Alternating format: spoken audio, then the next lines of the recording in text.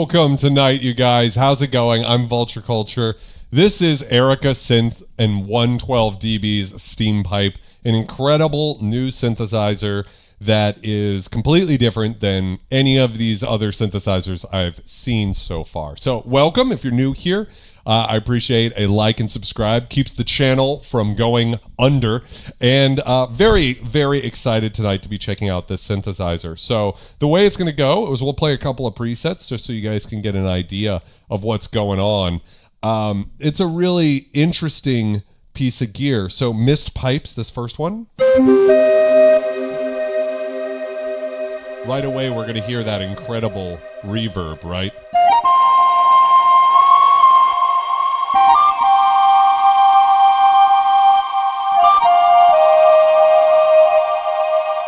We got spread control over here, so if you're listening with headphones, we can take that much more stereo.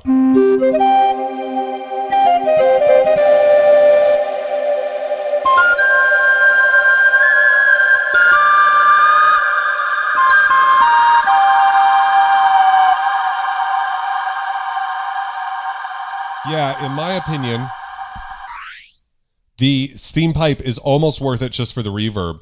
I believe, don't quote me on this, that 112 dB is who's worked on the DSP for their black hole algorithms. And what's going on with Erica Synths reverbs have been incredible for years. I didn't realize it was also a collaboration with 112. And another thing I didn't realize when I shot my video is actually the creators of this, if Loopop is to be believed, the creators of this synth were also the creators of Steampipe in Reactor, which I remember using back in the day, like, I don't know, fucking 20 years ago or something like that. So really incredible to have that. Let's hear some more sounds. This is using the overblow feature.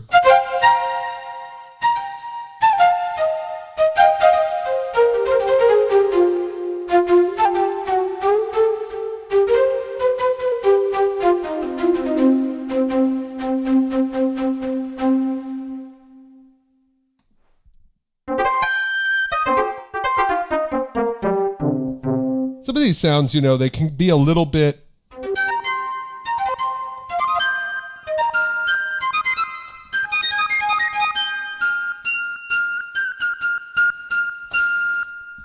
interesting because they're not, some of them are kind of realistic sounding flutes and some of them are a little bit out there. This is Pan, what we started with. Trumpet.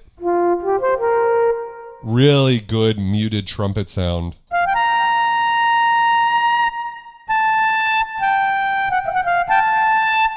Sort of, Sari. I mean, if in Reactor, it wasn't, we're not dealing with a Reactor ensemble in here. It's a completely new plugin.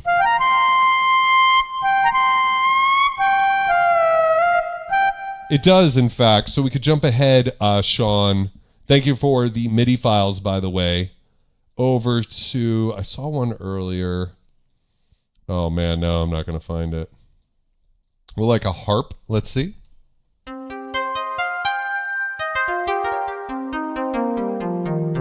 To me, that is such like a classic physical modeling type sound.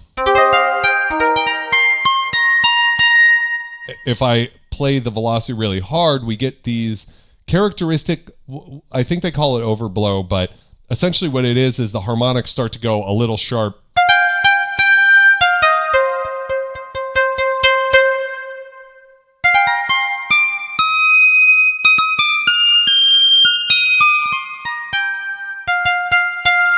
Why so small?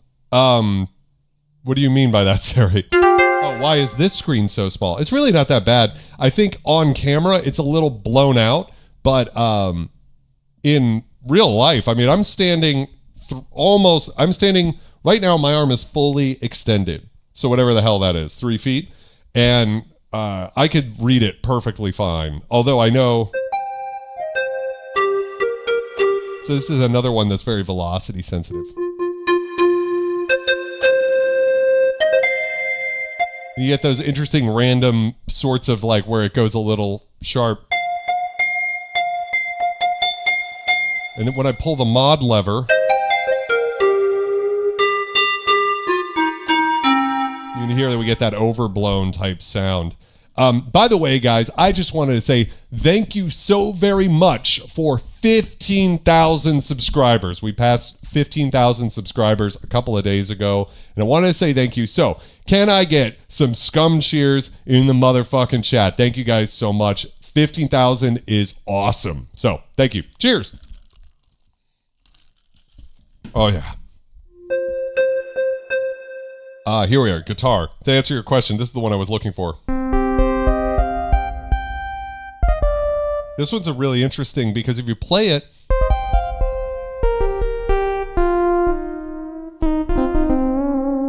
without any vibrato or anything,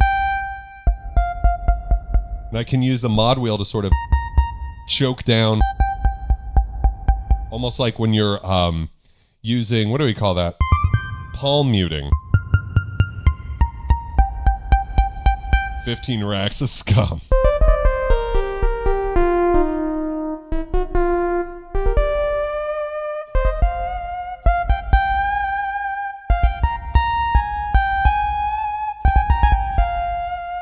Really great, but it does have a little bit of like low frequency noise creeping in there. If you're listening with really deep headphones or a subwoofer, you'll be able to hear there's some of that in there, which, you know, I don't think is always for everybody. Some bell sounds.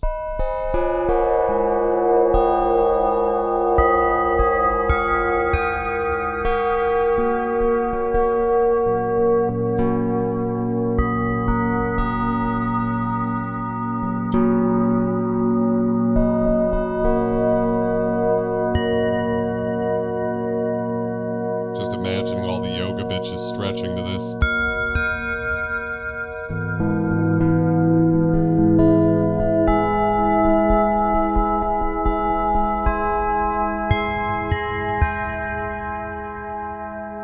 Another bell for funds. This one's a little more in tune sounding.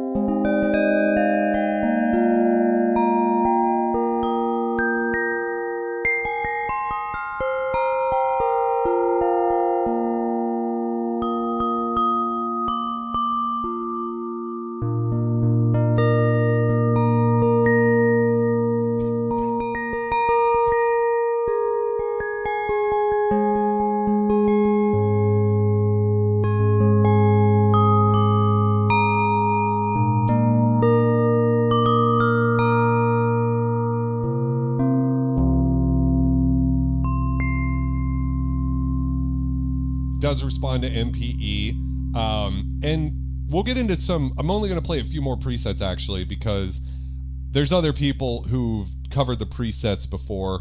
We really don't need necessarily, so there's two releases and sometimes you don't know which of the two, and that's a big part about Steampipe that I wanted to focus on in this live stream. Is it is a weird synth, because unlike virtually every other synthesizer I've ever played, everything here interacts with everything else and changes the sound.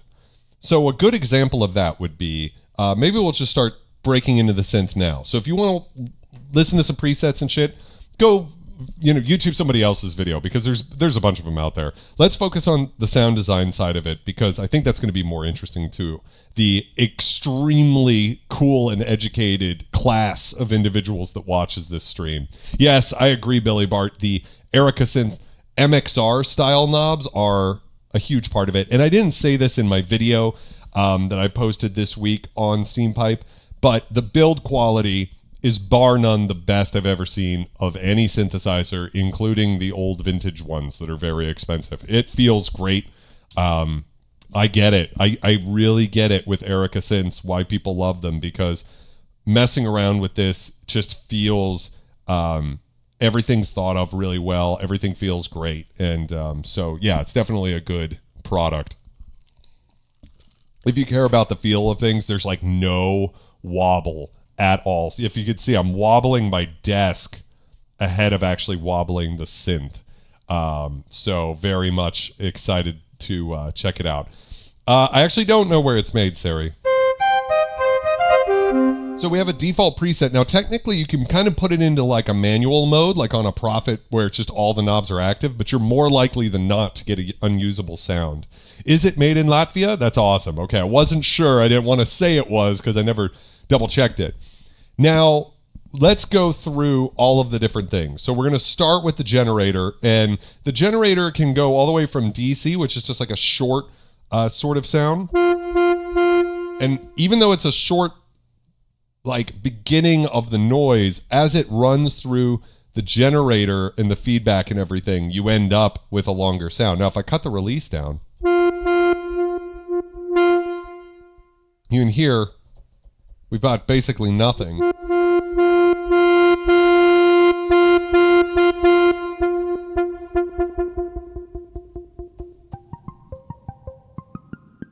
And if we bring the low pass up,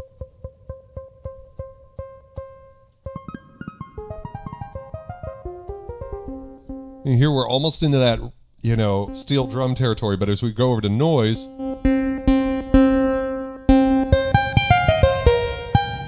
so this is how we can kind of immediately get into a stringed instrument sort of.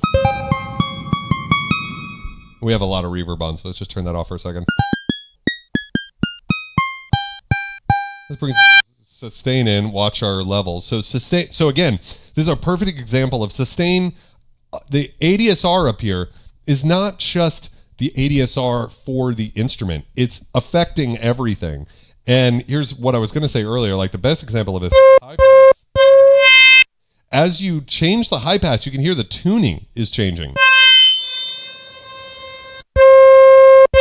So even though this is high pass and low pass, which you might think on first blush, okay, that's just sort of the final sculpting in the sound. No, it's not, because it's all in the same feedback network. And what's that causes is part of the sound is, and the tuning and everything is dependent on the high pass and low pass filter.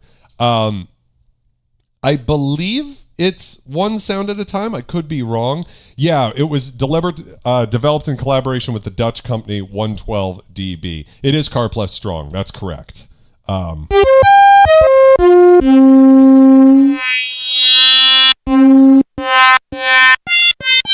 See, we've got a completely different, horrible sound.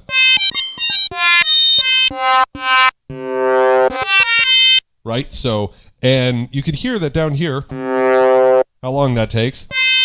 Well, if we increase tracking, it's closer, right? So anyways, let's bring high pass down.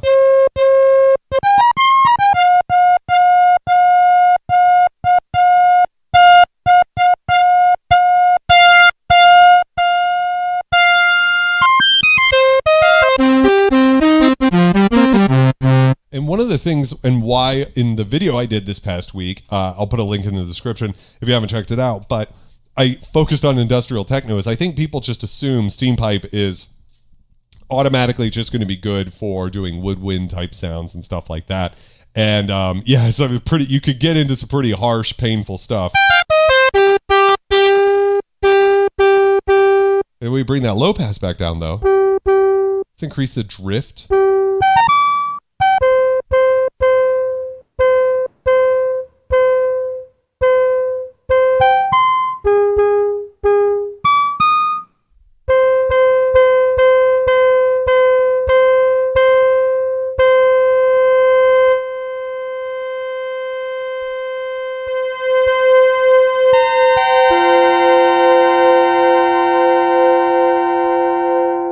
So this is how we could kind of get into that bell territory.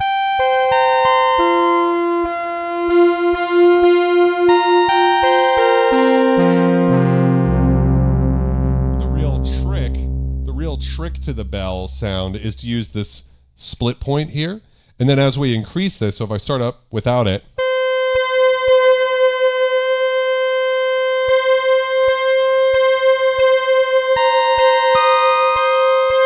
it's so funny. Usually you can hear it, but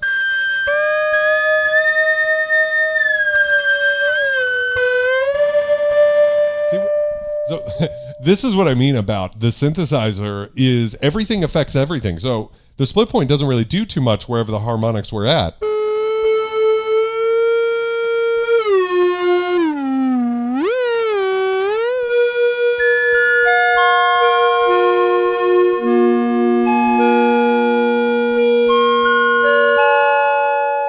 a tune knob here, sort of like that, or button to kind of help us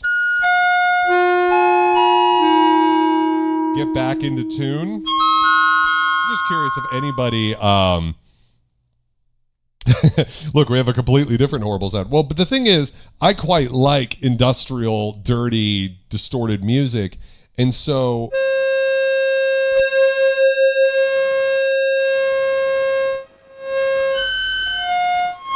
checking this out, like putting the saturation all the way up on symmetry, now we have a very different sort of crazy sort of sound. And if I dial it back a bit,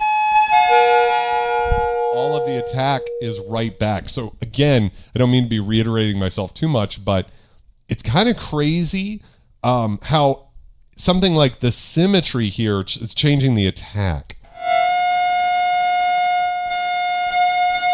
Fast attack, slow attack. So right now, we've sort of gotten really freaking wonky. So let's just reinitialize that preset. Go back to something that's a little bit more beautiful so we can cover some of the other stuff.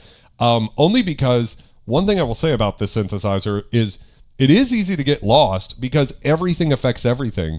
And sometimes I would come up with a cool sound and I'd be like, oh, okay, this is cool. And I'd turn the camera on to shoot how I did it. And I could not, for the life of me, get quite back to that sound because you could see a lot of these knobs will have kind of a sweet spot. And if you bend outside of that sweet spot, you can get into some pretty harsh atonal stuff. And then you move a knob back and now it's behaving like a completely different engine almost is what it feels like. So does it have a good acoustic guitar sound? Well, we could go looking to see if they have one. I don't know that when they were creating this, if they were aiming for, the best realistic sounds. That's a cool string sound, but I wouldn't say it's necessarily realistic vision. Let's see, celloist.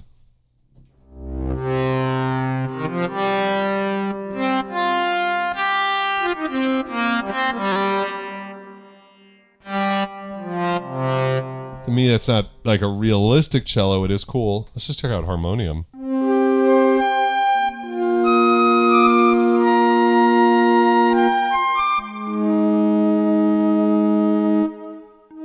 Wind harp.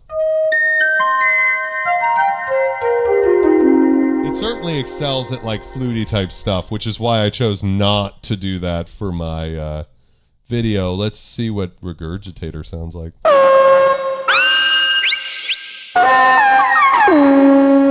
It's kind of in that so nasty it's good territory. Bowl. Oh, this is a great one. It's like a JD800 type sound.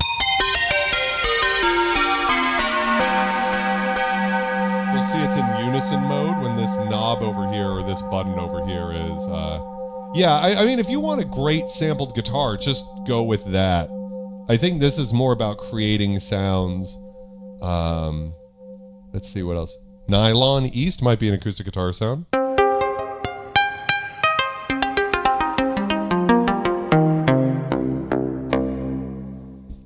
So I think hopefully that gave you an idea. Glitch facts.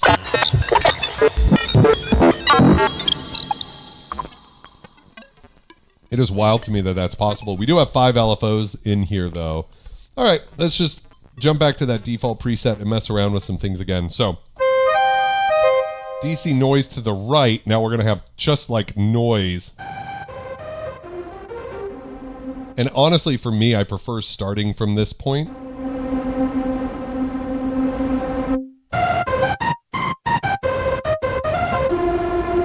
Because this is sort of like that classic physical modeling type sound. It kind of reminds me of that plugin Sculpture that was Mac only. Does anybody remember that?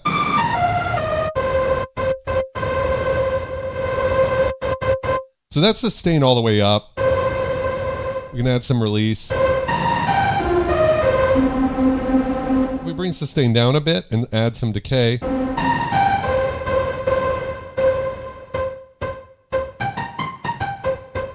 So I believe we're not using a crazy amount of feedback yet. So let's turn all these down. Ah, that's interesting. So with feedback all the way down, push, decay, release, we just have noise. I'm playing different notes, but it's all coming out like noise, which is interesting. So let's add decay first, just out of curiosity. So that adds it in. Let's try push. So push doesn't really do much. It's affecting the sound somewhat until we add some decay and push, probably.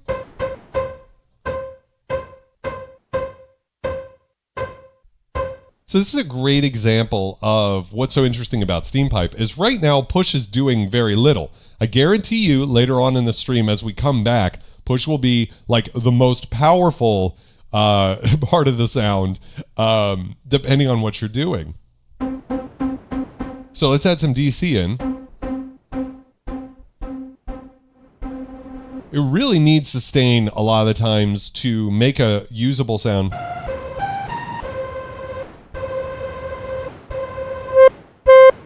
And see, now push is... I have to turn the volume down, it's doing so much. So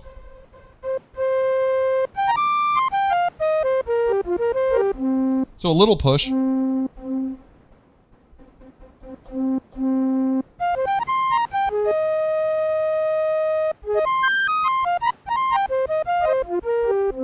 Is giving us sort of that fluty sound if I overdo it.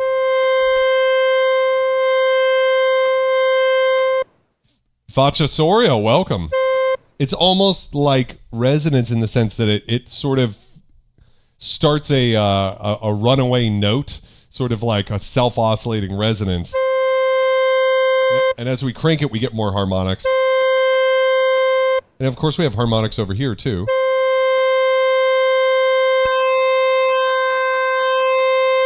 What's interesting is symmetry sounds to my ear a lot like pulse width modulation, right? Almost like a square wave all the way to the left. And then more like a pulse wave to the right.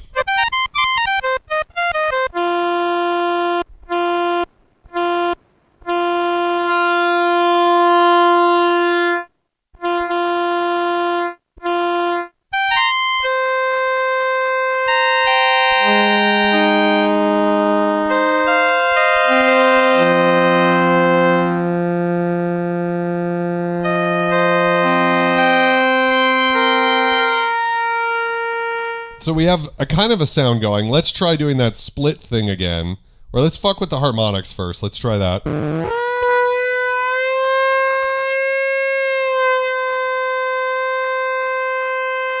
So interesting how it's sort of...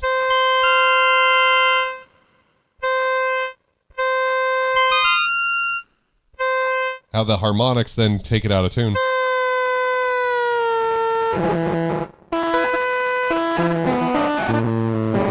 So this is giving us a really glitchy sort of texture. So one of the biggest things I love about Steampipe too, beyond the fact that you could create sounds that like no one's really heard before, and even if you're into physical modeling, it's like so incredible what they were able to do.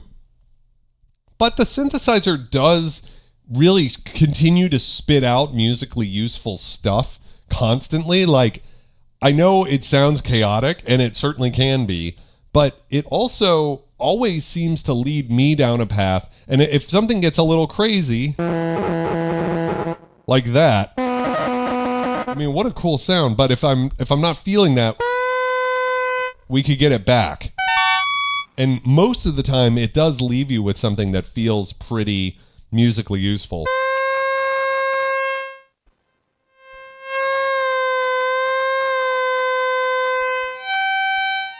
Now, so what's also so interesting with like the tune here, now we're getting a different kind of attack again, like this really nice, slow.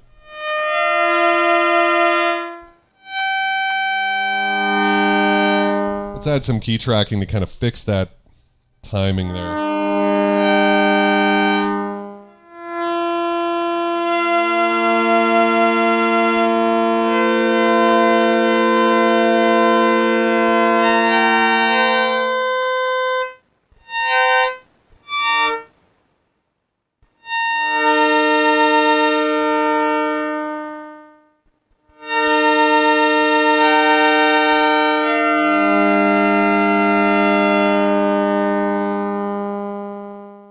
DeCarmick asks, could you get the same sounds out of a Hydrosynth that you can out of Steampipe?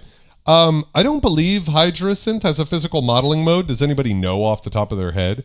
I always think of it as like basically the greatest wavetable virtual analog synth. I don't know if it has a a physical modeling mode.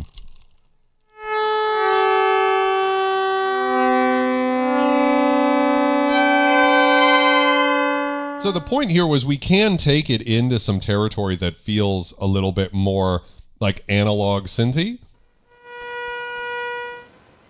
Now let's take it out of one pole mode, open up the filter here.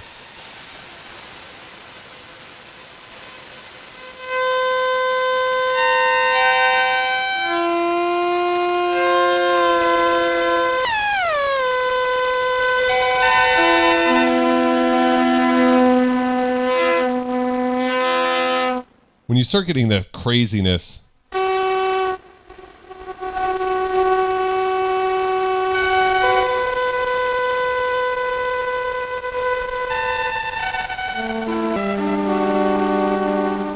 so what I was saying earlier too about how we could come up with something really useful. Like I did not think I was going to come up upon this kind of beautiful noise pad type sound.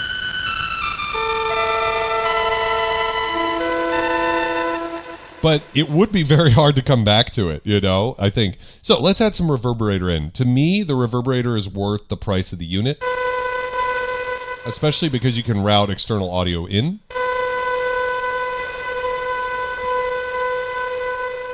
Jim Daniker, although a good friend of mine, I would not say that the third wave can do these types of sounds at all. Third wave, incredible synthesizer, by the way, just not that. Okay, so spread is the stereo-ness.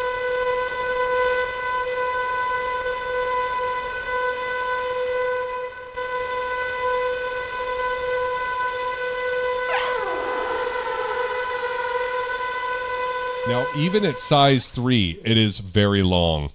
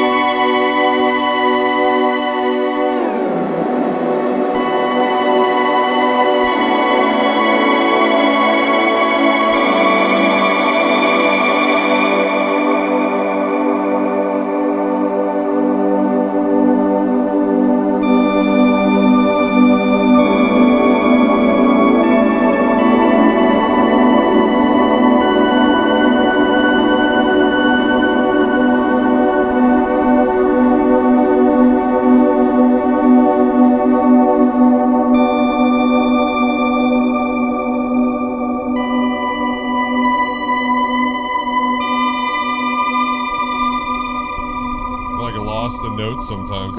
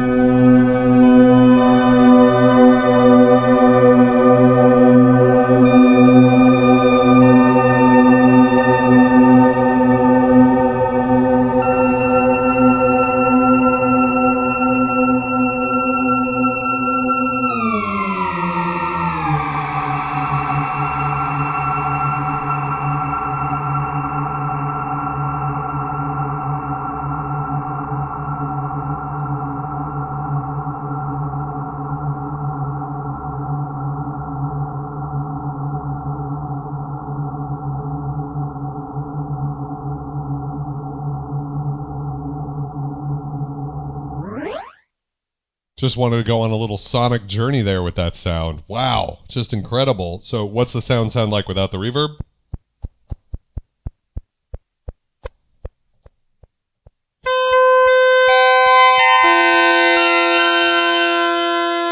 Like that. And sometimes, see how I'm getting these weird little notes? Okay, so that's like one sonic journey we could go on. Let's reset. Bring the mix all the way down. Again, let's go to noise and check out the digital filter. So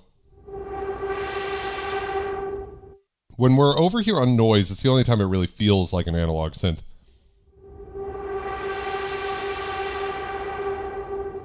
And to Karmic, if you're looking for a bang for your buck synthesizer, I would say almost any synthesizer is going to be a better bang for your buck than OBX8 and Third Wave, just because they are so expensive. Having said that, they're both very glorious synths, but, you know, Polybrute 12 is one of the most expensive synths and is quite a bit cheaper than an OBX8, and it's going to have a lot more features than OBX8.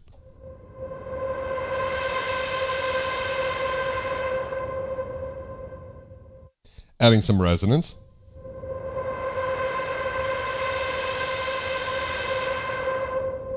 Now, what it's doing is affecting the noise that starts the sound. So when we're using less of the noise and more of that DC, it doesn't really matter as much as you would think. Cranking the resonance all the way up, or not all the way, but close to all.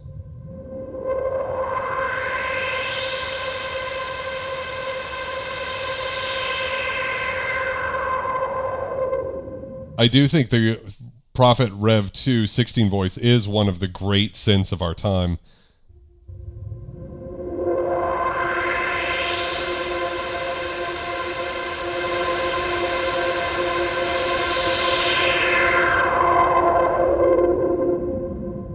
And by the way, Carl, thank you very much for this awesome shirt that I just got in the mail today. How are you doing, my friend? New Ice Planet 9000 album coming out. I think I have basically two viewers of this channel that at least hang out in the chat that do dark ambient. That's Itinerant Ghost and Ice Planet 9000. And the new album is coming out, and I've checked out some of it, and it is good if you like a good dark ambient place, which I'm imagining a lot of people who are into a synthesizer like this would be into, just like huge types of sounds.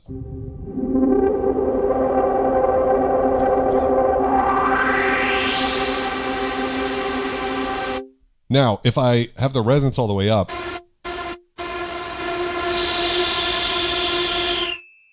you can hear that little noise in there.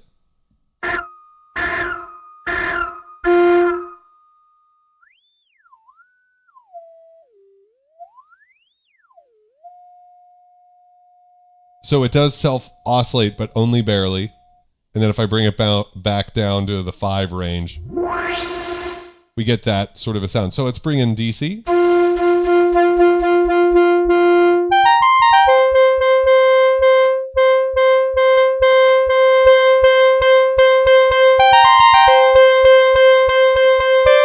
Now, the low pass now is a big difference. Yeah, please go ahead and throw the link to your Bandcamp in there because it is good.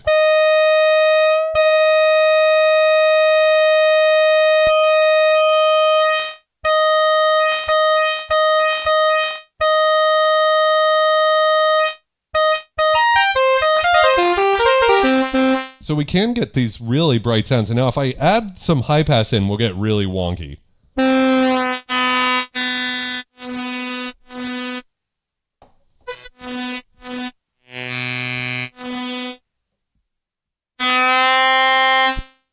And if I go too low, we get these weird sounds too.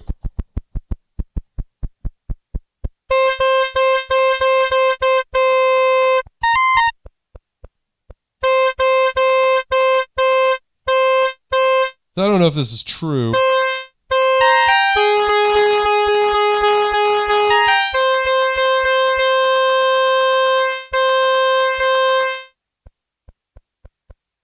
It's amazing how you can kind of lose a sound. And then going over to the noise, now all of a sudden,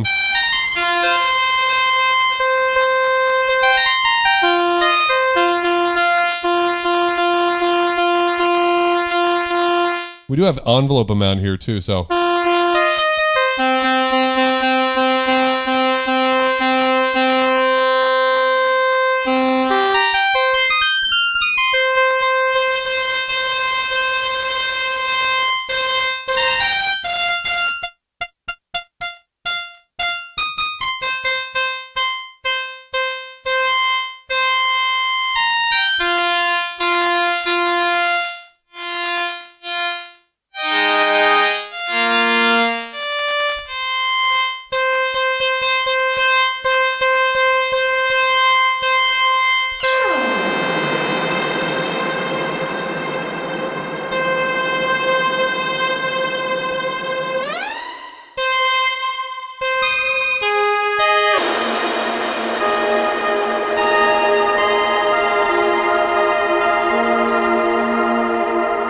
It's amazing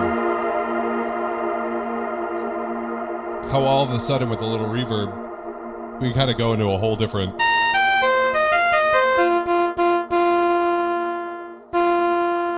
That's what I think about.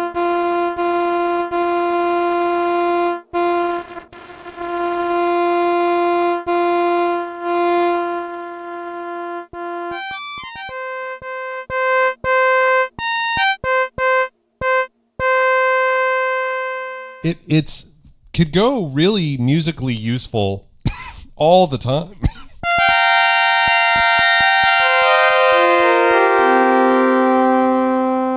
No reverb at all if we bring the reverb in, of course.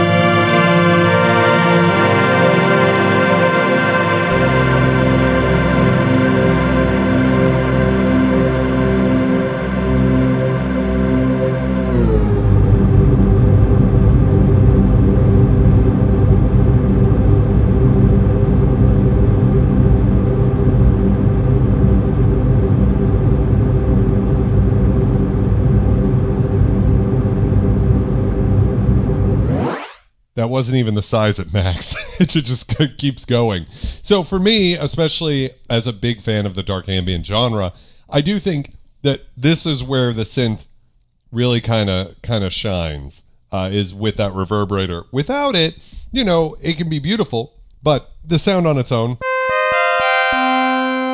is a cool sound. Let's go into the engine, and here we go, and go in there. And let's change it to B. I want to see what happens. Okay, it just kind of reset itself.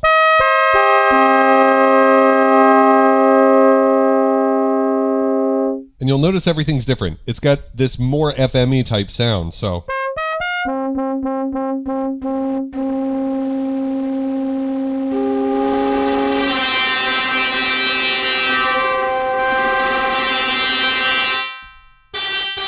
Man, we get these like really harsh, jangly.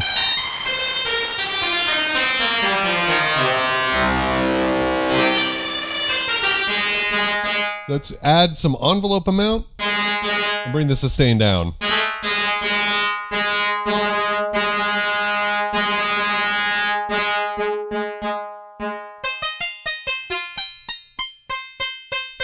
It's amazing how that kind of changes everything, isn't it?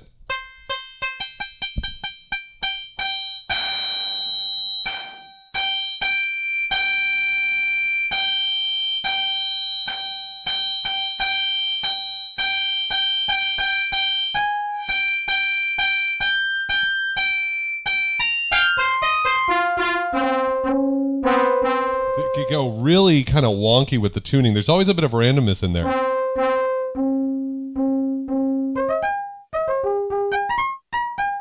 And now we're kind of like back into a sort of fluty type sound.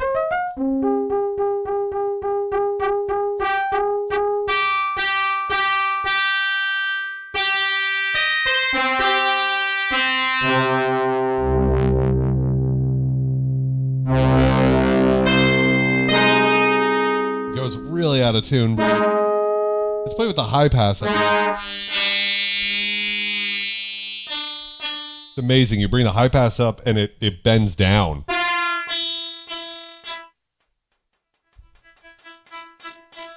Hey guys, I got a problem. Let's just put it out there. I got a problem, and the only way to fix it is more synths.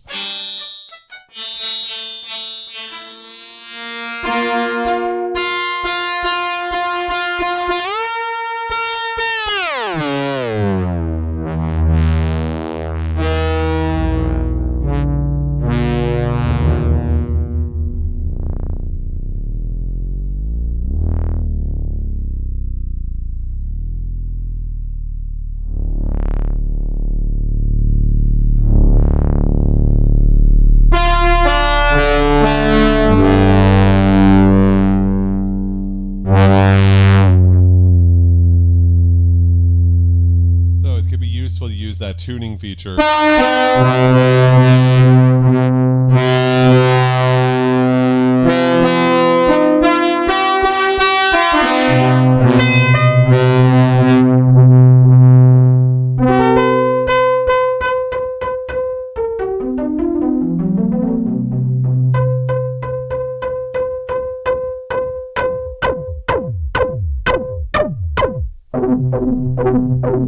Almost getting into like some weirdly acid territory.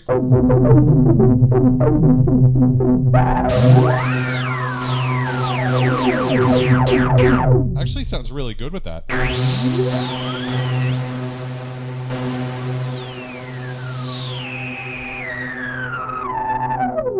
It's a great way to describe it, Sean. It's probably not going to be anybody's only synth, you know. It's not going to pass the Starscream test. But it is really useful for creating something else because, you know, I love big vintage analog tone. It's what I'm all about here. That and the addiction of hoarding synthesizers. But the thing is a lot of those great synthesizers, both modern and vintage, you know, it's a certain kind of sound palette, right? You know, you're sort of only painting with like red, blue, and green, you know? Whereas here, we could get into all sorts of pastel violets. We can get into some orchid, you know? We could get the smell of lemongrass in the paint, you know, that type of a thing.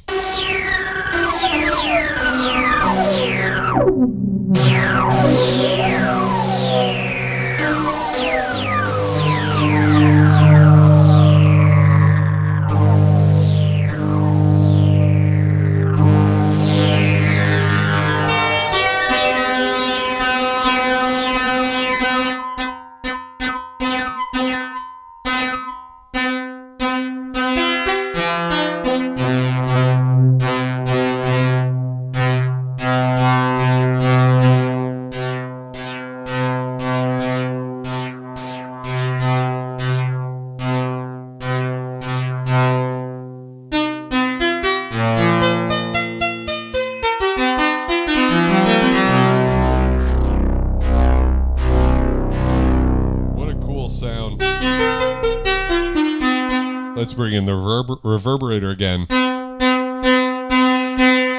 Lenishad, it's I appreciate coffee at 3:50 a.m. is a certain kind of commitment.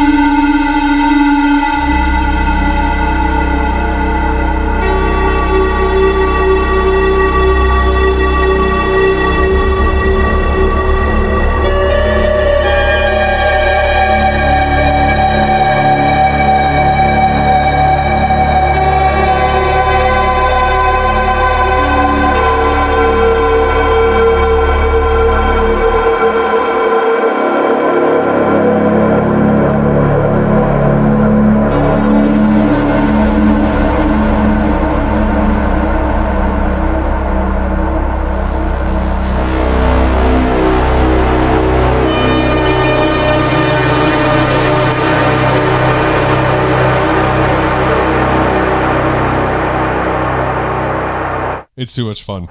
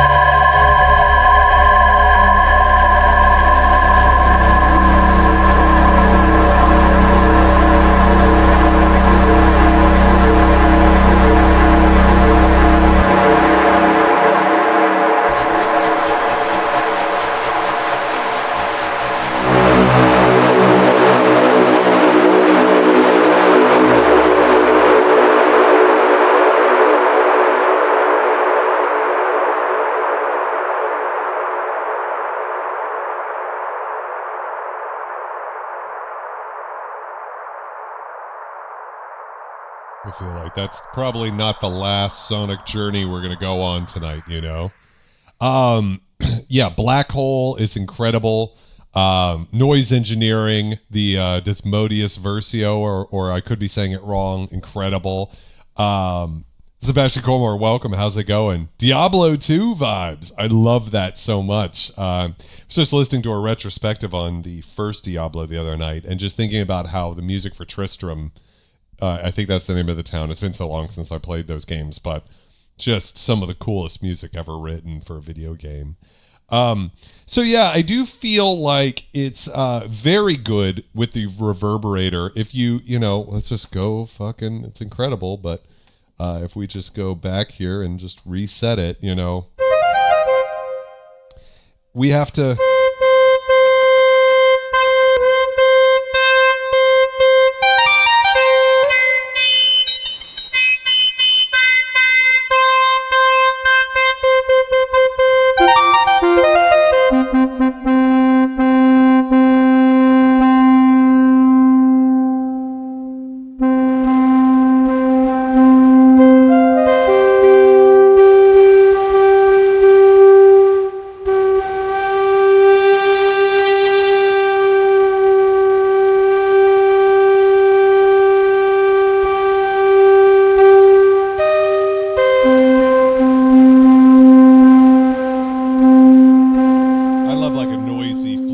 sound. I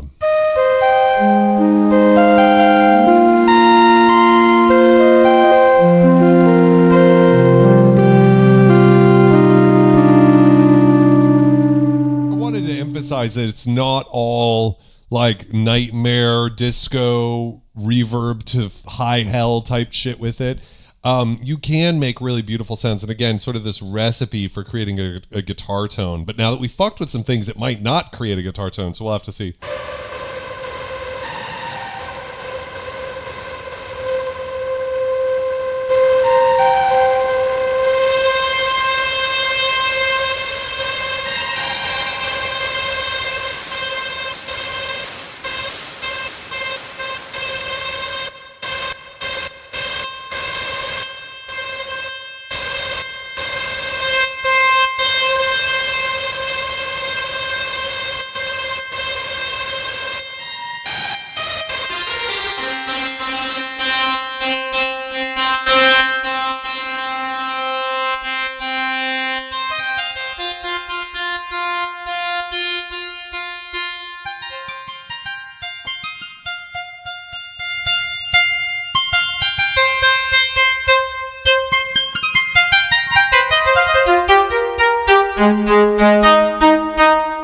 Back into the engine again. Let's just go ahead and wait, how do I do that? There we go.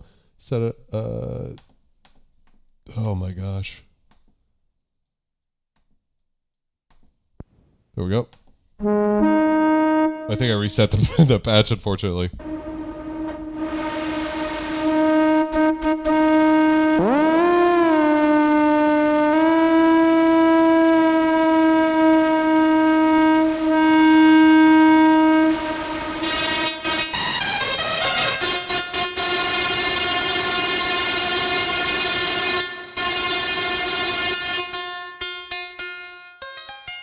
Yeah, Engine 2 feels better for creating these sorts of guitar.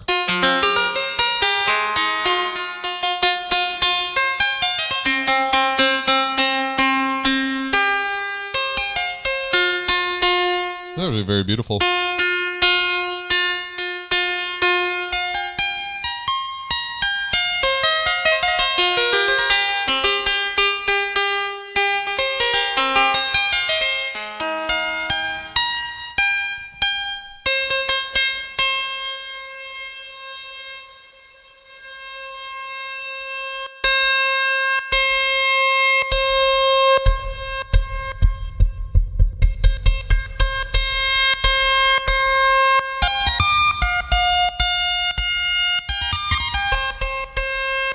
Really big.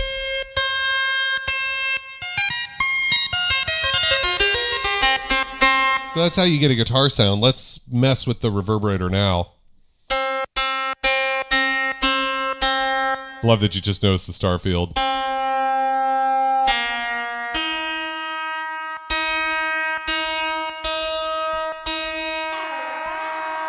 So let's play with some smaller sizes. So we can almost get like sort of a like a slapback delay type sound, right? With a small size.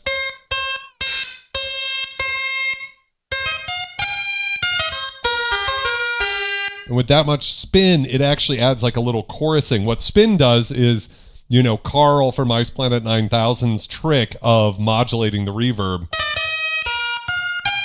The pitch of it. So we get a little bit of chorusing in there.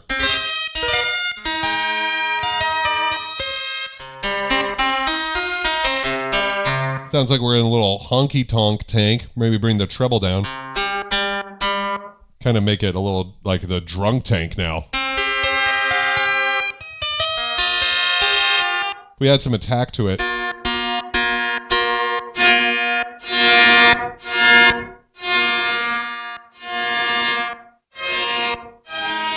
We got some like trash fucking violins.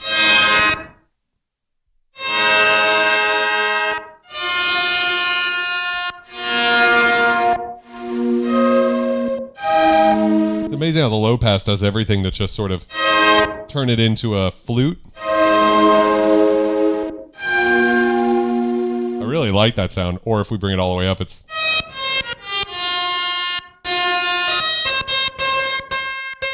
more of a guitar.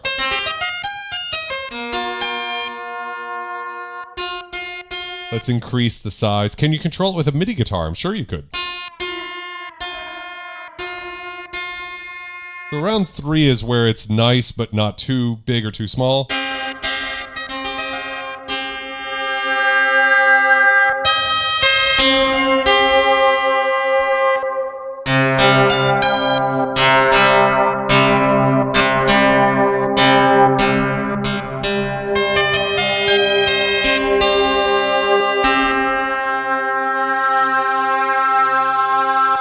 Make it really thin. If I bring it to 4, we can hear what it sounds like. Ice cold. Ice cold, baby.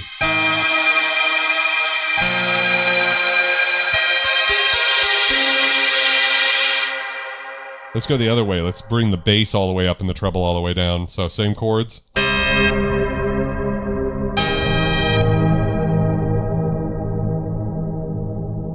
Almost like vintage lexicon sort of vibe.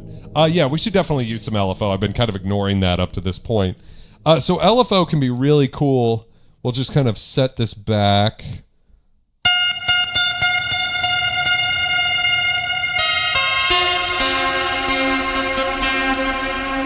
So the way it works, we can just select an LFO, and you'll notice the screen sort of just automatically jumps to that page. And it gives you control over sync, a delay for the LFO if you don't want it to come in right away, the rate, the shape, and the amount. So we can blend between all these different shapes. And the biggest thing is just selecting where you want it to go. So why don't we start with just like envelope attack, something real simple. Select it. It's as simple as that. Bring up some amount.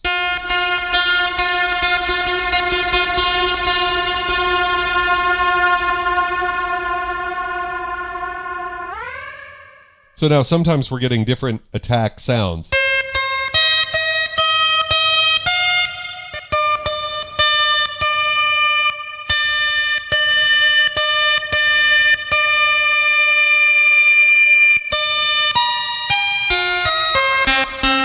Interesting, I'm really not hearing too much of a difference there. So we can just pick something else like decay.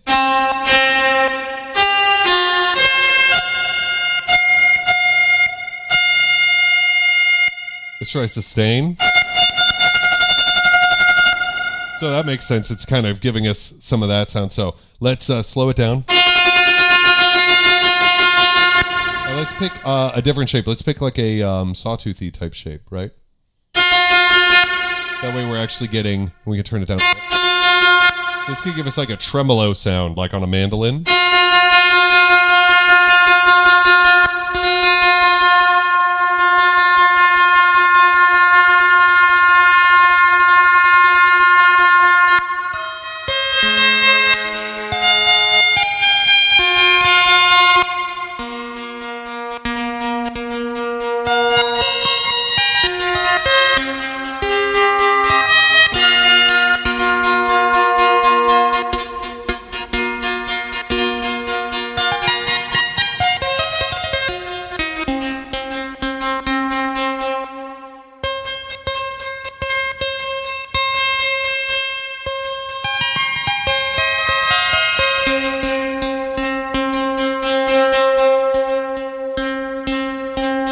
Okay, so then we can just go to LFO2 and select something else that sounds cool.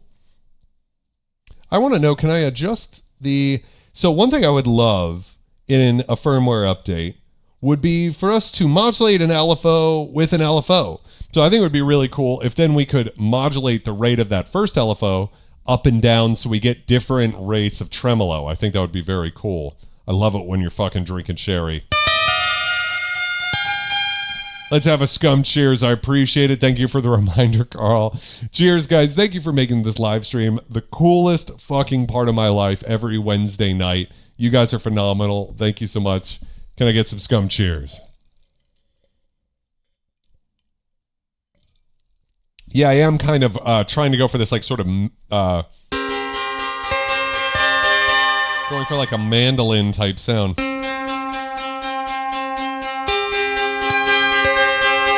But it would be very cool if we could modify that. So let's modify the low pass and see what we get.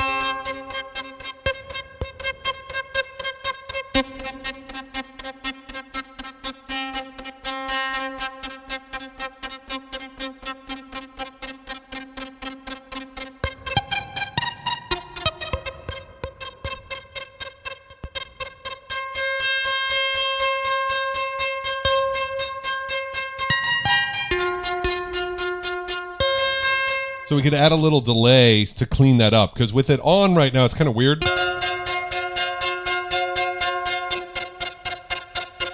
But if we add some delay, we'll get back that like guitar.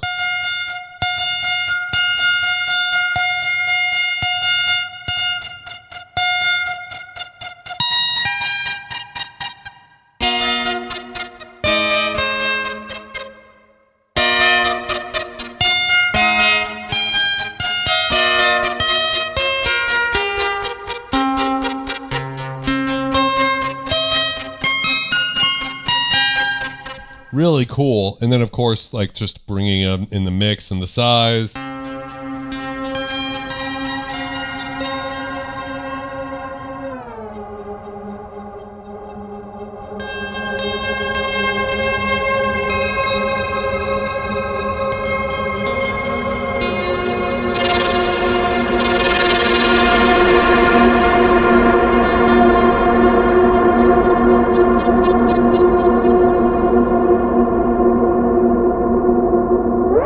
We could go to back to LFO1 and adjust the amount. Just bring that a little down.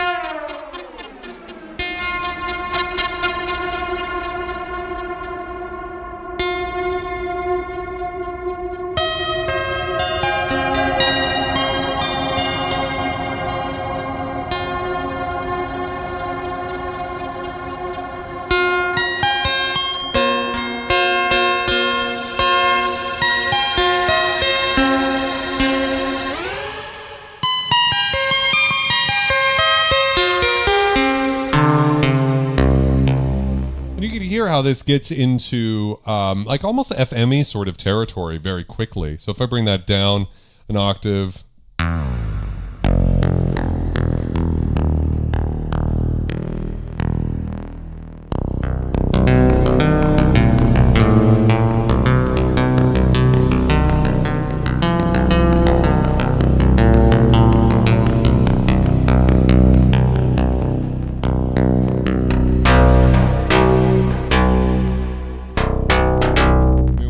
Some serious FM sort of.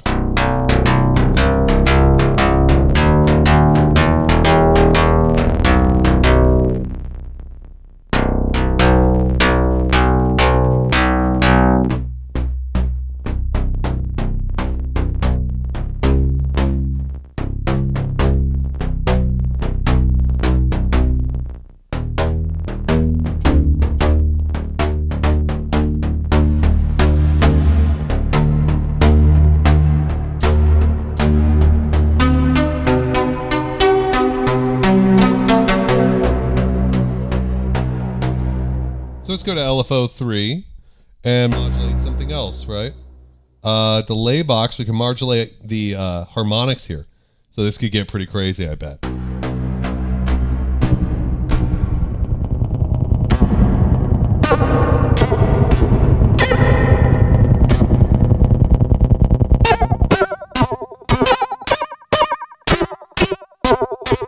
adjusting the shape. I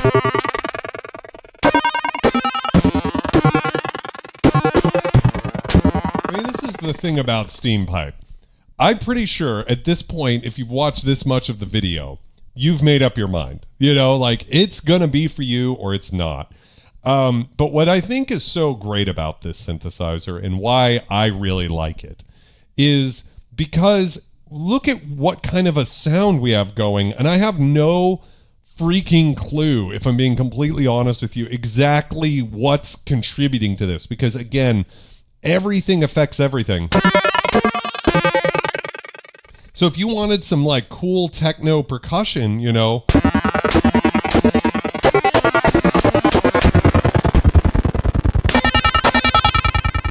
like you could sample that and use it as a cool piece in music that you would never be able to get that sort of techno sound. I mean, I'm sure you could get something similar from like a modular rig or something like that. But this is just a completely different avenue to get you there. And again, the moment we sort of pick something else, so let's just say, okay, harmonics is weird. Let's go check out saturation symmetry and just have it modulate that. Instead, we have a completely different type of sound. One other thing I wouldn't mind is if the LFOs went into a higher rate. So we're at 20 hertz right now. So we're not able to do audio rate modulation, which I think with a synth like this would be very cool because, I mean, not that you need more to get harsher, more clangorous sounds because it's all right there. But I do think that it does that sort of thing really well. And for me, I think it would be great if some of these LFOs could get there. Let's go back here and turn that one just off. And yeah. So we're just listening to...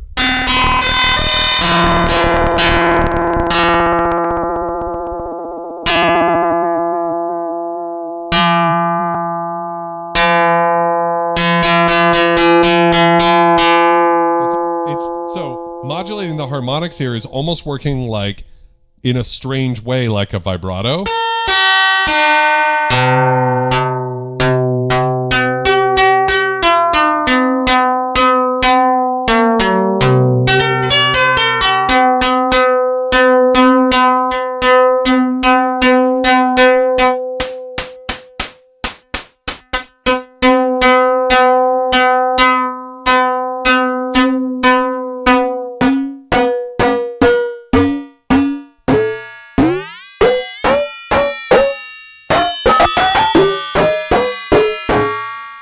Again, it's so much fun going through, and I recommend with this synth, you know, saving as you're going.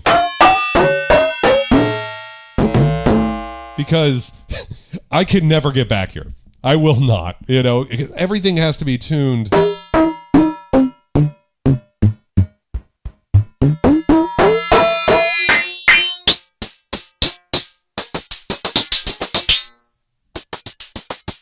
Now we have techno hi-hats, you know, like if you...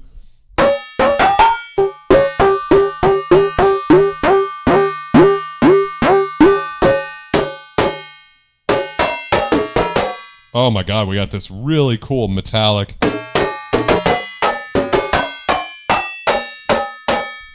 techno percussion type thing. Let's add the split point and bring that up.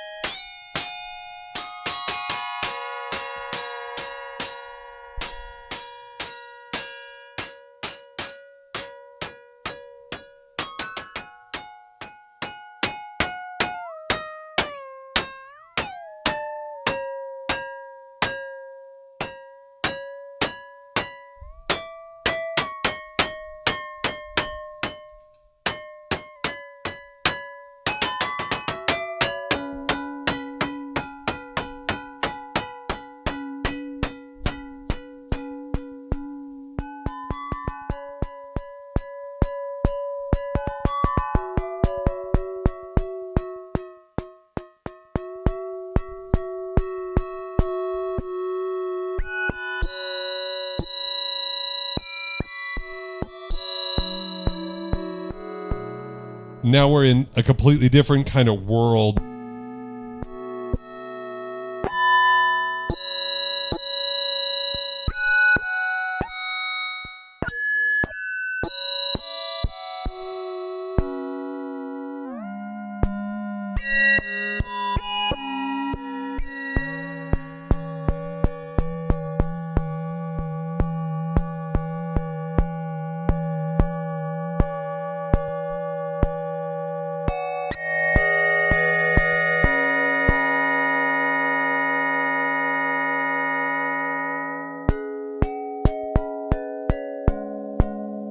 I mean, it's so pretty sometimes. Have a good night, Passive House Australia. It can go so freaking gorgeous.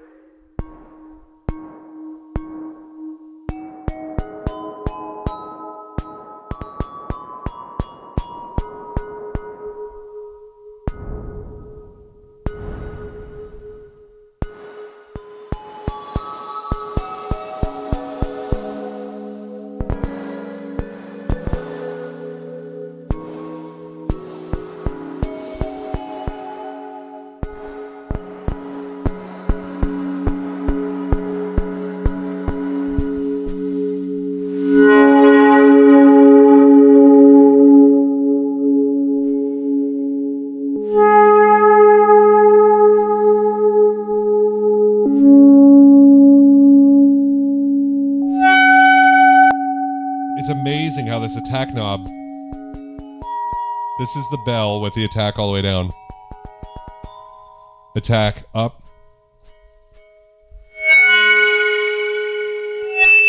It gets out insane.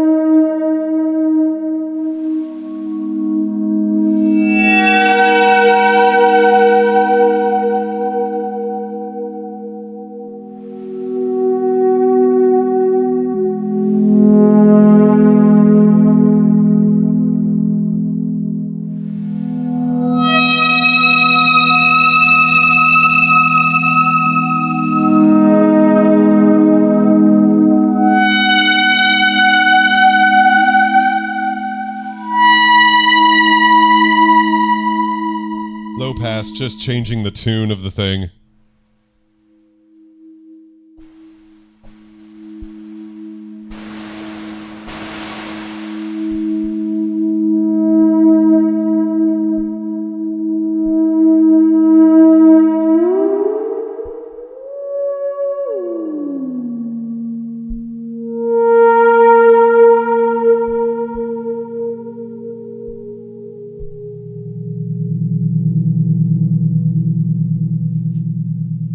It's just a wild journey we're going on.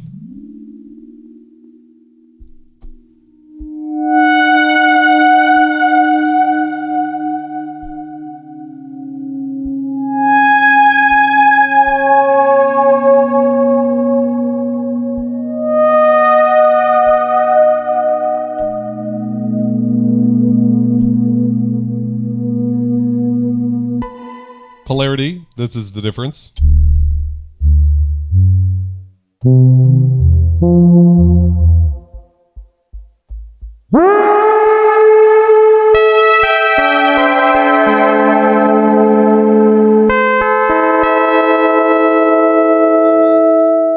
Almost like an E piano type sound.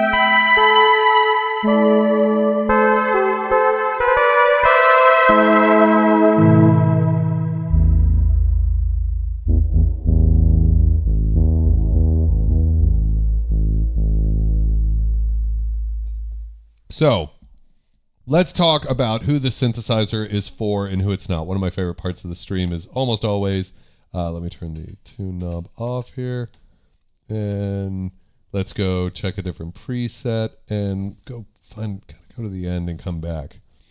So who is this synthesizer for? Well, I think it's for someone who is excited to explore a new type of synthesis.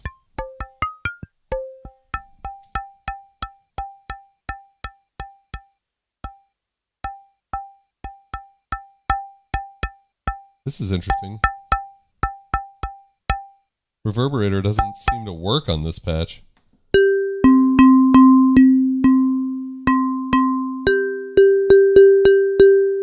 Huh. Weird. I don't know. We've already checked that one out. Non-metal hit. This is definitely one of those types of sounds we're creating earlier.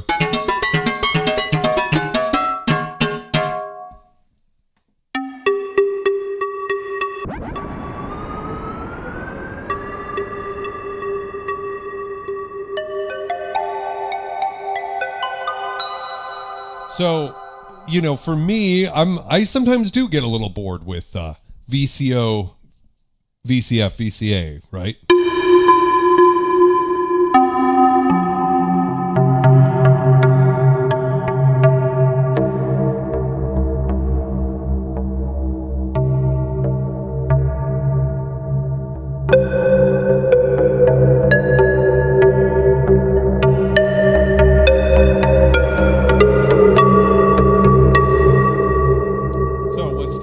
So well is it opens up the possibilities for someone to create brand new sounds that no one's heard before in a completely unique way. And there have been plenty of other physical modeling synths. I mean, Yamaha VL1 comes to mind.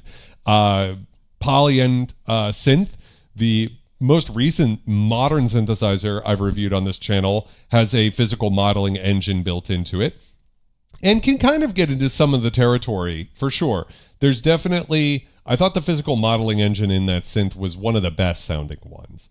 And I think Steampipe sounds better, just flat out. So I think that might be the second person the synth is for, is someone who's looking for kind of the ultimate synthesizer. Because let's not kid around, physical modeling synthesizer. Let me put an asterisk on that.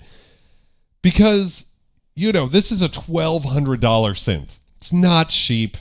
It's not, you know, that's at a price point where you can get a lot of synthesizers for cheaper than that, and a lot of synths with a lot more range, because hopefully I've shown you that you can go all the way from gorgeous to fucking nasty, buck nasty with this synth.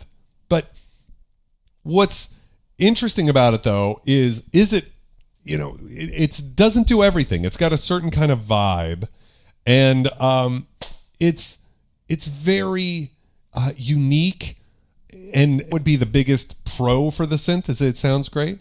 I think the thing that I don't know about for everybody is, you know, if it's not speaking to you yet, I would recommend saving your money and getting something else, because if this type of sound doesn't do it for you, you know, maybe this isn't the right synth. Chord Prophecy, yep, that's some great stuff for sure. Polyend Synth, you know, is $500, has a bunch of other synth engines built in, which, by the way, don't sound as great as they should. They're good for like putting together stuff, you know, just kind of vaguely, but there's a lot of sounds in it that I didn't think were up to snuff. I thought the physical modeling and the granular in Polyend Synth was really good, but I do think Steampipe sounds better. And there are software synths. There's probably more software synths that are in this territory than there are hardware synths. So, who is the third person I think the synth is for? Let's pull up a new one.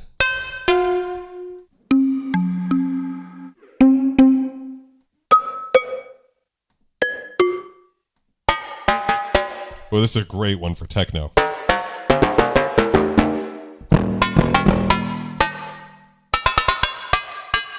Cans. Wow, what a unique sound.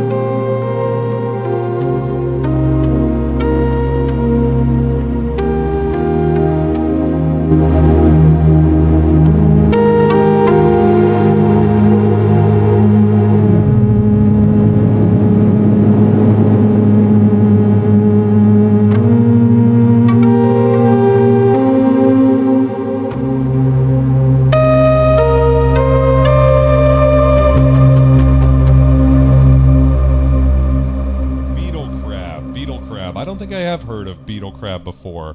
The C15, Nonlinear Lab C15, very expensive synthesizer. So again, this can kind of get you into that territory, but honestly, C15 is in a league all of its own in terms of what it does. But so here's the third type of person, and Nonlinear Lab's C15 is actually the perfect foil to this, which is someone who wants a bunch of hands-on control for physical modeling. It's never been done before, to my knowledge, not to this extent. It really feels pretty much it's as close to one knob per function as a synth can be, especially a digital synth of this complexity. I think where it shows its limitation is in there's a little sameness to the sound, right? So part of that is they only could put this many knobs on the synth. And so I think they sort of strip down the number of parameters. For instance, there's only one envelope, right? And to me, I would think for this, multiple envelopes affecting different things might have been good. It was an interesting choice to give us 5 LFOs, but only one envelope, right? So yeah, it's definitely dystopian. For anybody who's into the dystopian thing, I think I've demoed, it can do that very well. Even when I was doing my industrial techno jam with it, I think that it took a lot of work to get those sounds. So it's not as good for that type of stuff. It's just not what it's good.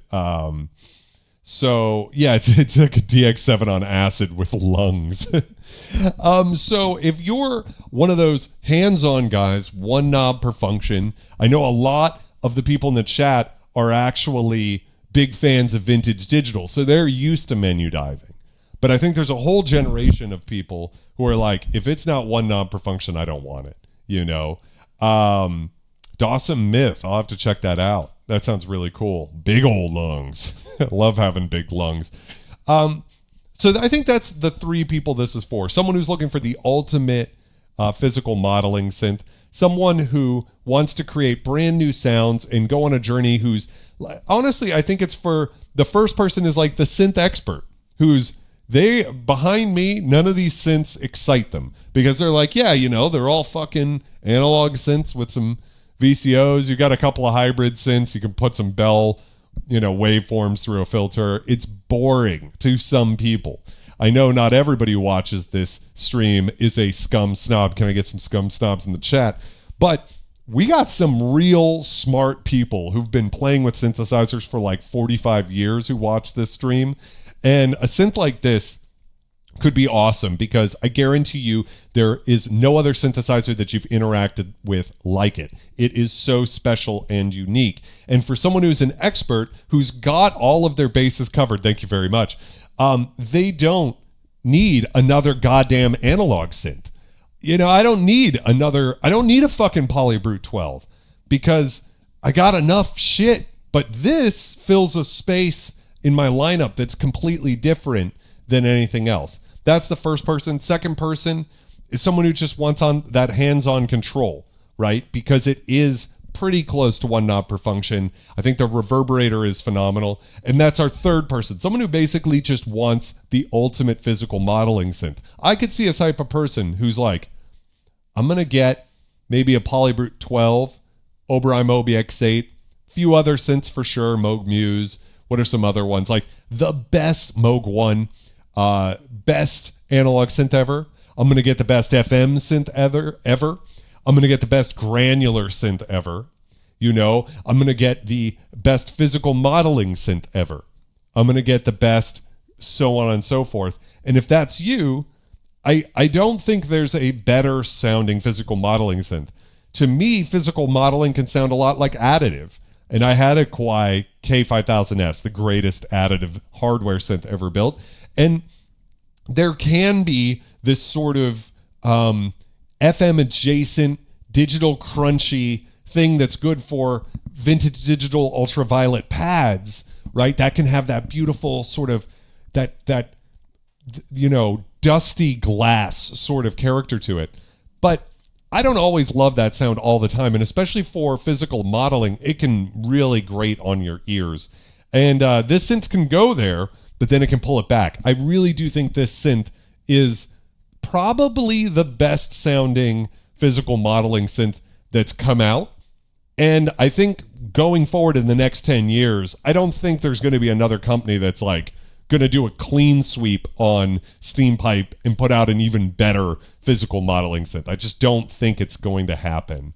That doesn't seem what it is for me. I think this is kind of at the top of the line there.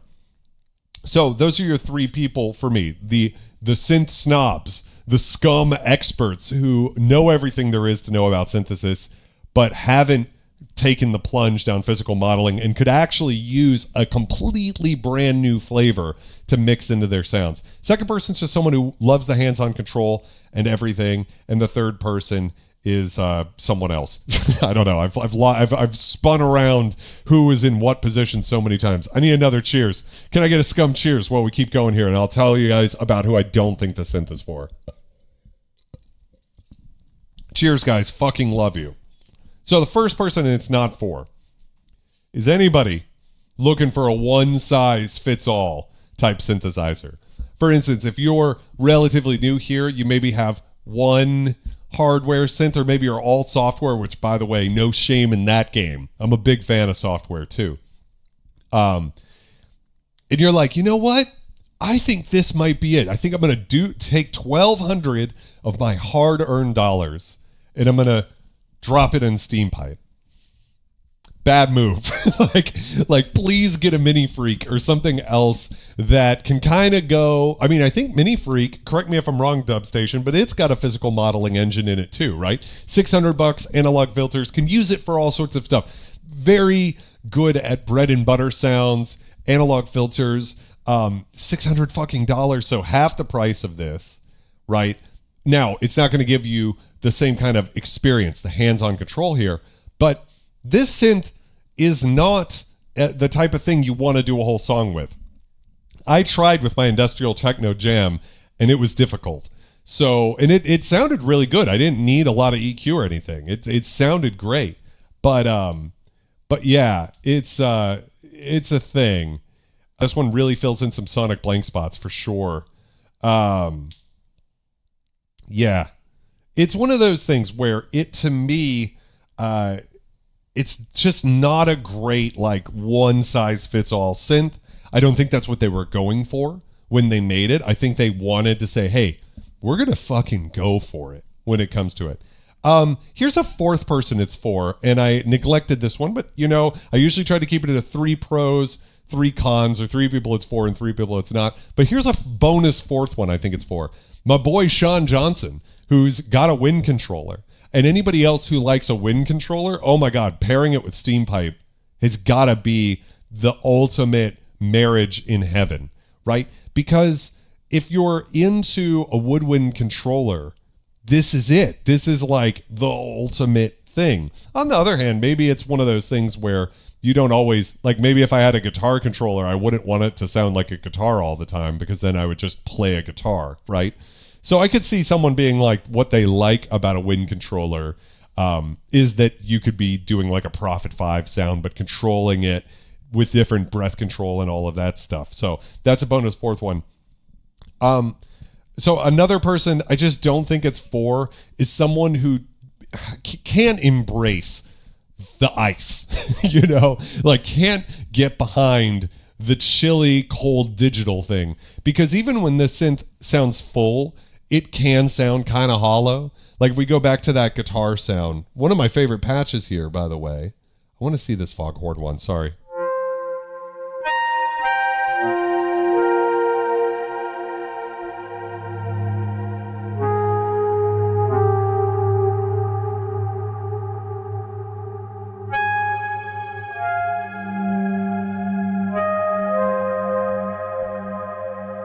Okay, that's fine. Harmonium.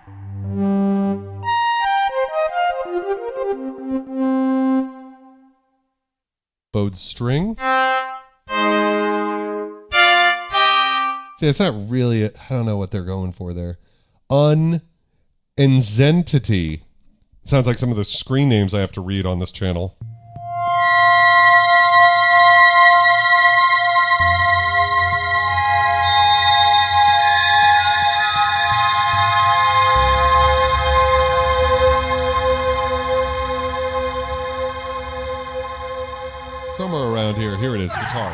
to make my point,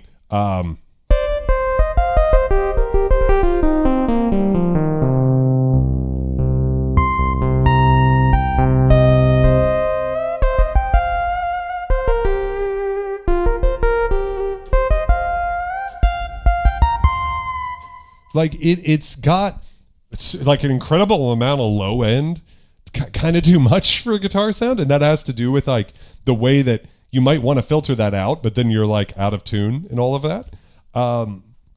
So I think there's a certain kind of person that this synth is just not for aesthetically. You know, they're just not okay. Like what about this is giving them that love that they want with that sort of beautiful.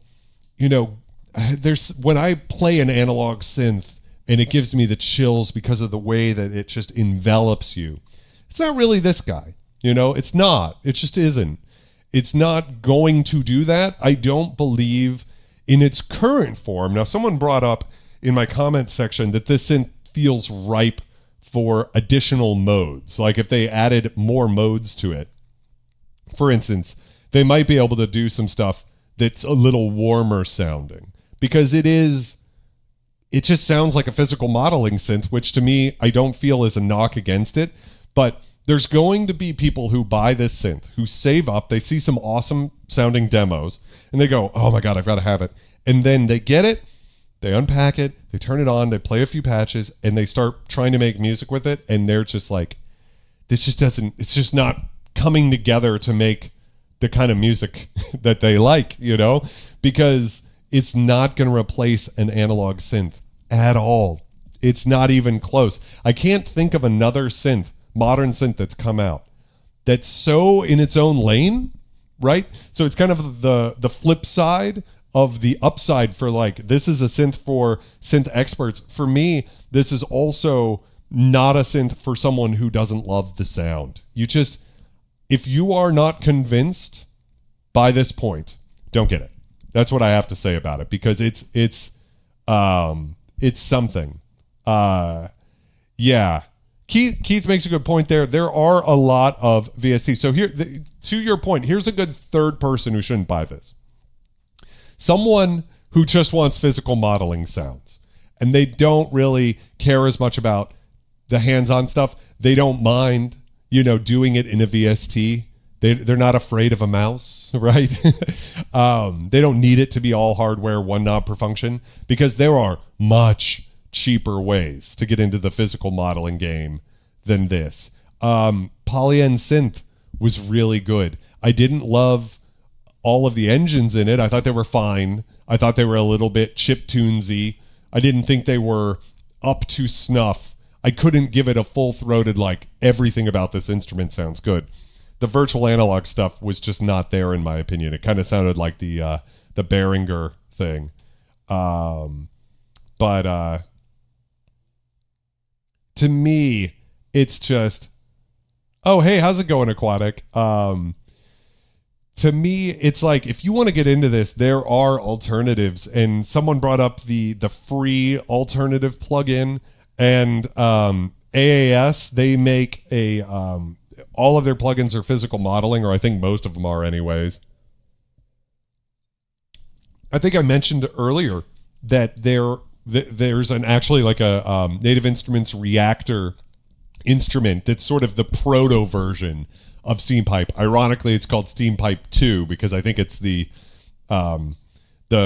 successor to some earlier form of the Reactor. And I do not think it will sound as good. So this is kind of the flip side of that coin, where it's like, if you're looking for the best sounding physical modeling synth, here you are. This is it. Stop worrying. You know, I think a huge part of why people tune in to synthesizer YouTube channels is they're worried about spending a lot of money on a synth, and they're like, I don't know if I should pull the trigger, right? If you believe that you want the best physical modeling synth that exists, this is it. Just buy it, you know, or save up. I don't care if you have to save up $100 a month. That's all you can afford. You know, you're going to get it in a year, and that's okay. I don't ever recommend going into debt. It's not the move. I would love to try a semi-modular synth aside from the MS-20, of course. I would love to check out like the modern Korg ARP 2600, for instance. That would be a lot of fun. Or a Behringer 2600. I'd be happy. So when we're talking about people this isn't for, people who have a budget, right? I think that just get one of the other versions. There are, and that is the thing about a digital synthesizer, and I hate to say this because I love what Erica Synths has done here, and I don't want to be that guy who says it. But the truth is, in some way, it is a VST in a box. A very cool VST in a very well-built box that feels premium, and it's a very finely tuned VST to work with the hardware, and I do not think it would be the same if it sounded the same, but it was just knobs on a computer, right? But it's also, you know, when it comes to people who are not as snobby as I am, if we're being completely honest here, I'm not, you know, I'm trying to be honest about the fact that some of the people who watch the channel, myself included, prefer a finer cut of meat. You know, we are the cork sniffers. We are the ones who hear little differences in the resonance of Curtis chips and SSM chips and Korg chips and digital filters. Like, we're the ones who obsess over that. And if you're not that way, and you're like actually a musician who puts out music, and you're not that worried about what tool you're using because you're actually good at playing and shit like that I wouldn't know anything about, you know, then there are much cheaper options, VSTs and the like, that can get you very similar sounds. And I'm sure sometimes even better sounds, or, you know, in its specific lane. I'm sure there's something, a VST that's similar to this could do better than Steampipe, and vice versa for sure. Yeah, the Matrix 12 is sort of semi-modular, but I take Aquatic's point about actually getting the patch cables out and everything. I would love, Erica Synths, if you're watching this video and you have any techno systems lying around, I would love one. I would love to purchase one. You know, just saying. Yeah, it would, yes, I love how all of a sudden it would just become screaming and discordant. So that goes back to sort of like that first person the synth is for, is someone who is embracing the chaos, who's excited to play with a synthesizer that does not behave in the way you're excited. When people talk about analog synths, all the time they use this romantic language, and they're like, oh, there's, you know, it's wild, it doesn't always react the way you would predict. This synth really doesn't. Like, it truly does not, in a way, you know. My CS70M is the best example of that, where sometimes I'm like, wow, that's kind of weird how the, you know, envelope's working or whatever. But it's still attack, decay, sustain, release. You heard how just moving like one knob, like attack or the high pass or the low pass or something else, and it would change from like a guitar into a distorted flute into a beautiful bell. Like, just, it's completely unpredictable sometimes. Kind of FM synth adjacent in that way. Chroma Plane. Oh, I'd love to check it out. I'll have to look it up for sure. Cascadia is another one. Yeah, Matriarch makes a lot of sense to me. Although I will say in Devin's video with comparing modern synths to vintage synths, he used a Matriarch and I used the Polyvox, and I think we both agreed that the Matriarch just did not have the balls to stand up to the Polyvox. But I take the meaning, though, that with the Matriarch is more about that semi-modular nature and doing some sounds you couldn't do with a Polyvox. Yeah. So Vision says, I love VSTs, but sometimes they almost sound too polished. I like hardware synths, especially those with the steep learning curves like the Wave State. Yeah, Wave State is probably, in a way, a good comparison. So just because it's deep. So what are some things I'd like? For one thing, I would like a little more help with the tuning. I'm sure I'm just missing something, so that's probably just my problem. Someone else has already said it would be nice if there was a delay built in, because it does kind of feel missing. You don't need any distortion because it's sort of built into the nature of the synth itself. But the biggest thing is that the envelopes, the single envelope feels limiting for sure. And 5 LFOs that don't go into audio rate is kind of perplexing more than anything. It's just funny to me that they were like, yeah, we got to have 5 LFOs. 3 simply will not do. And I love, like when we're in the LFO page, for instance, I love the way that diagram just smoothly morphs between the different types of waves. But I have to say, a lot of the times when you're, picking something to route to, it can be weird. Using the LFO to something often results in almost no change. And if we route to something else, like symmetry, yeah, not a lot. If we go to delay box tune would be crazy, but even just like push. It's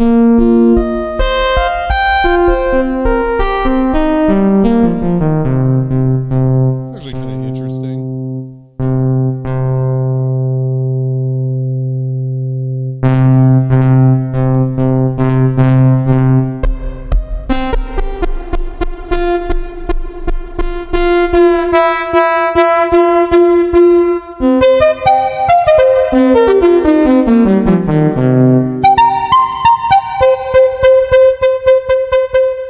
So that's what's interesting about the LFOs is currently we're modulating that, and that's giving us that sound. If we take the modulation out,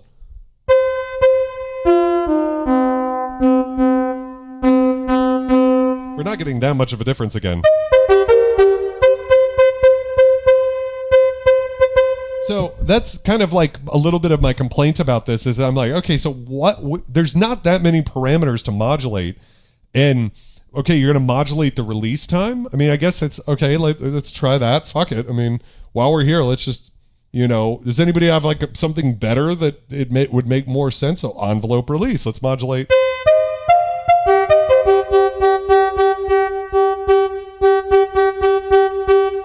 You'll notice, yeah, again, kind of not.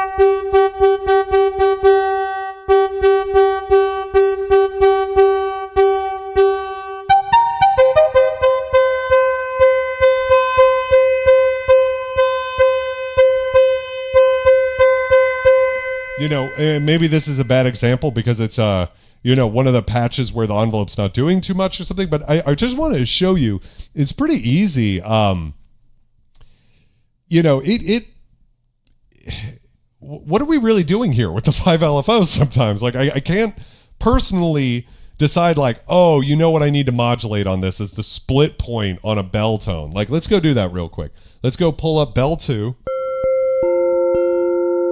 And then let's go to the LFOs. You'll notice that on this patch, none of them are being used, right? You don't really need a lot of modulation in the synth, which I suppose is a strength. But let's go to the delay box split point, and let's modulate that,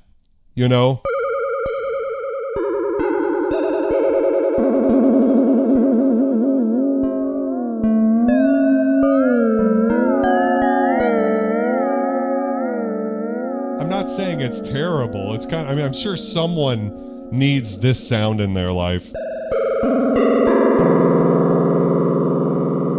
some sort of, kind of like, 1960s sci-fi movie type vibe. But can you see where I'm going with this? Does this make sense to anybody else, or do I sound like a fucking lunatic more than I normally do? Because I'm kind of a little perplexed, like, what are we doing here? And it's probably user error. Like, it's probably a skill issue on my part. But yeah, aside from like detune and vibrato, which you could of course accomplish with one LFO, I don't know. It just, yeah. Yeah, I don't know. It's a little interesting to know if there's a way that we could get in an update. Like, here's an example. When we go into the menu here and we can pick different things. So if we were in the engine mode and we could swap to B, for instance, if we were in LFO mode and there was a button up here, like maybe just this button, right? This little knob that is beautiful. It's just, the build quality is incredible, guys. I want to just re-emphasize how good it is. This click is so satisfying. But let's say we could swap one of the LFOs into an envelope mode, and then this becomes attack, decay, sustain, release. I understand that the labeling isn't there, but I wouldn't mind that, so that, because to me, I could see modulating symmetry, right? So this is a trick used all the way back on the Matrix 6 or something, like modulating pulse width with an envelope as opposed to an LFO, right? To get a sort of a guitar type pluck type thing, going from a bright, more even harmonics at the front end of a sound to a more hollow sound as it fades out. That would be a really cool thing. Right now, we can't do that. Modulating, what else? Even the split point to me makes more sense with a small amount of an envelope on it. And I can't remember, there might be a way to put these LFOs into one-shot mode. But if there is, it's not fucking apparent. You know what I mean? It doesn't just give that to you on the front panel. If I hold this, and I don't remember reading it in the manual, but for instance, even a one-shot mode on a sawtooth here. So if you're on a sawtooth, then you've got a pluck, and you could use an LFO as a pluck. So maybe it's just hold the sync button down and it starts flashing, and then it's a one shot. Now I'm good to go. You can use the delay to set the length or something like that. I just think it's interesting that that's not there. And so there is a way in which I know I said I don't think anybody's going to beat Steampipe in the next 10 years. And that's just because I don't think any company has the cojones, the balls, the willpower to commit and be like, yes, we're going to put our fat dong on the table and we're going to make the greatest physical modeling synth of all time. Because they got to know it's not going to be a huge seller compared to, let's make a new analog poly. Let's make the 400th analog poly on the market.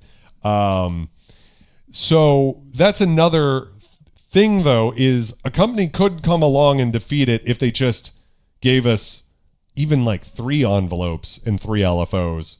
Feels more complete than 5 LFOs.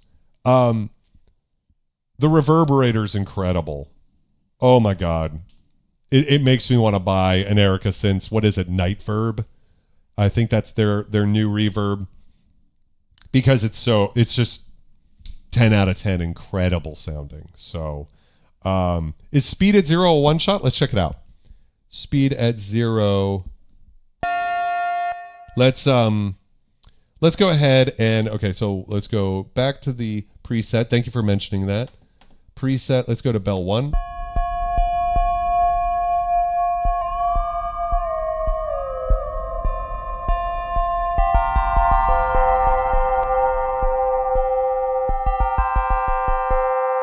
Right, and then let's go into the LFO. Selected LFO. Again, no LFOs being used here, which just kind of highlights you don't really need the LFOs a lot of the times for these types of sounds. Speed 0. Let's set it to a sawtooth. Like I said, value of 5 is a sawtooth. And then let's modulate the delay split box, which I know is being used.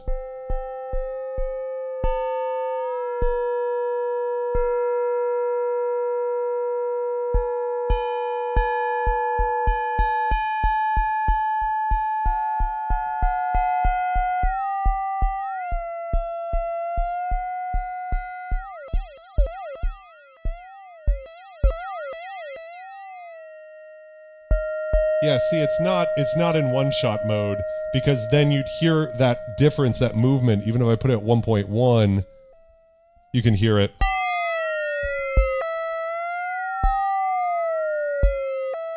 I was trying to get it to do that sort of FM sidebandy type sound. When you sweep the modulator of a carrier, and you sort of can hear the sidebands like split apart and come back together as you approach like a fifth or a fourth or a musically useful thing. Adapt Manipulate. Sorry you missed it. Again, I might be skill issuing. That's the problem with doing these streams live, is it's very easy for me to have missed something in the manual. It's hard being this mentally weak sometimes. And so I'll be super embarrassed if there's like an obvious way to put it into one-shot mode. But my point is, it's not obvious enough to me to have figured it out. And I did go looking. So, hey, Synth Samurai, how's it going? It has the same reverb engine as Nightverb with fewer controls. The best built-in reverb of any synth that I own. I think I'm going to have to get a Nightverb with how good this sounds. So, Synth Addict, welcome. How's it going? Fizzmod is one of the best synth types, in my opinion. Aodoyo, Anya Phi, and Sulfo. There's a lot of words there. Talk to me about that. Aquatic says, I've seen other videos on this synth. Not for me, but it's interesting. Doesn't Devin Belanger have one of these? I do not know if he does. I haven't talked to him about it. Ice Planet 9000, it's sad that economics are making it harder for companies to take risks. And you better believe that synth companies are going to be taking even fewer risks because of the economic struggles. As the cost of making a synth gets higher and higher, it's going to be, I guess really what we're really saying is the cost of importing a synth, right, gets higher. It's going to sadly push synth companies. It's going to create some companies that are like, okay, we got to figure out how to make a synth on a shoestring budget. And so there will be some innovation, but there's going to be other companies that really fucking phone it in. They use it as a reason to raise prices, but not really innovate. So I'm hoping for that. I appreciate it, Keith. Oren Mittman, how's it going? Aloha. We're coming to the end here. So yeah, I think there's some things about it that I don't love. For instance, I get the philosophy though, because I was just about to say, what if there was another high pass that doesn't affect the tuning, right? You know, because that's kind of annoying. Like,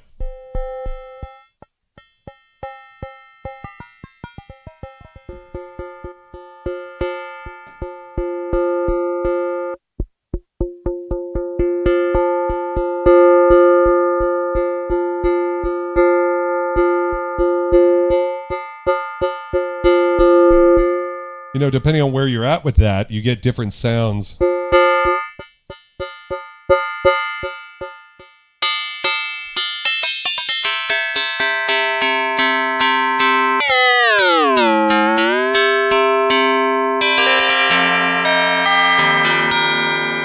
what a cool, and again, I just kind of go back and forth where what I think is so strong about this synthesizer is that it just can be so musically great. I mean, I love this sound.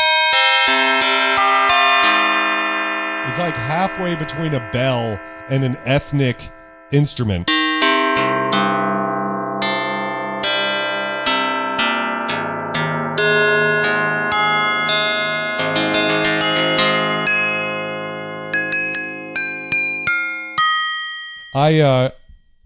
Adapt Manipulate, I hope synth prices don't double. We shall see. I think that might be a little extreme, but it's also very possible. It's a wild time right now, and all I can hope for is that things calm down a little bit. So yeah.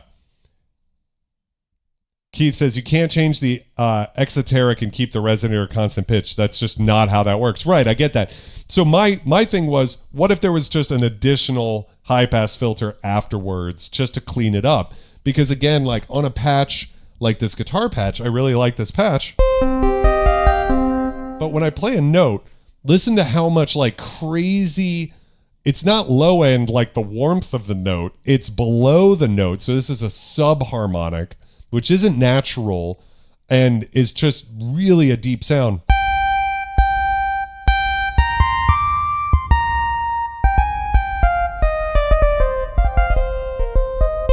No, I do not have a wind controller.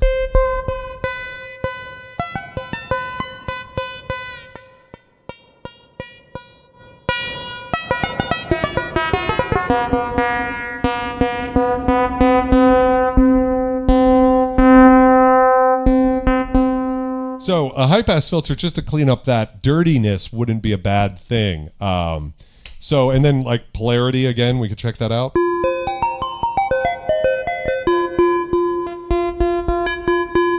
Really kind of takes it into like square wavier odd harmonics.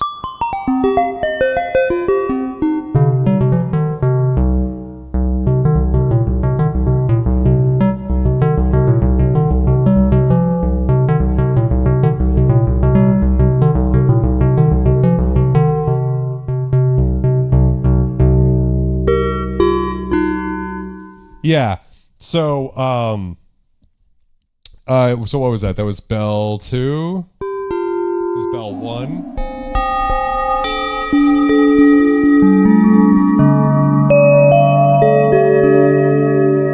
Actually makes it sound a little bit better to my ears. I believe what polarity is doing is adjusting where those split points are and inverting them so you get deeper stuff.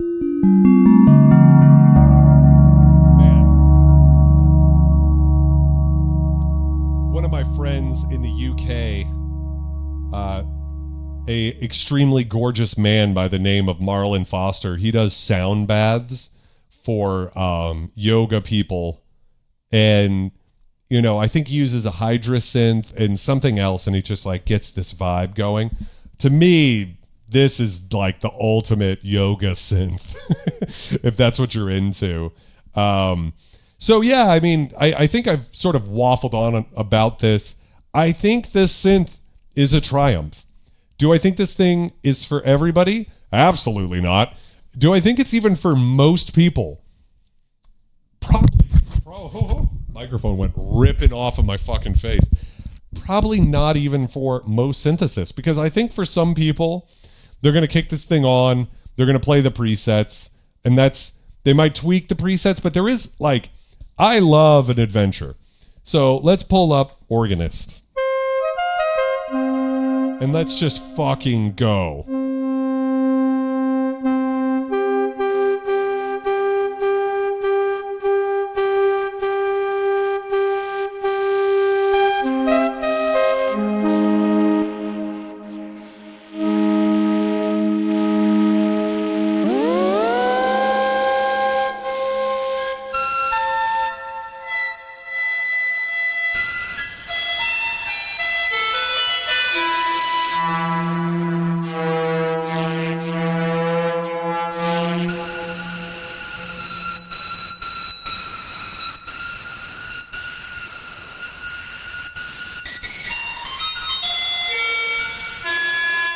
So we've just gone on an adventure. Things out of tune, so we got to go back in here and sort of like, you know, figure out where we want to be with that.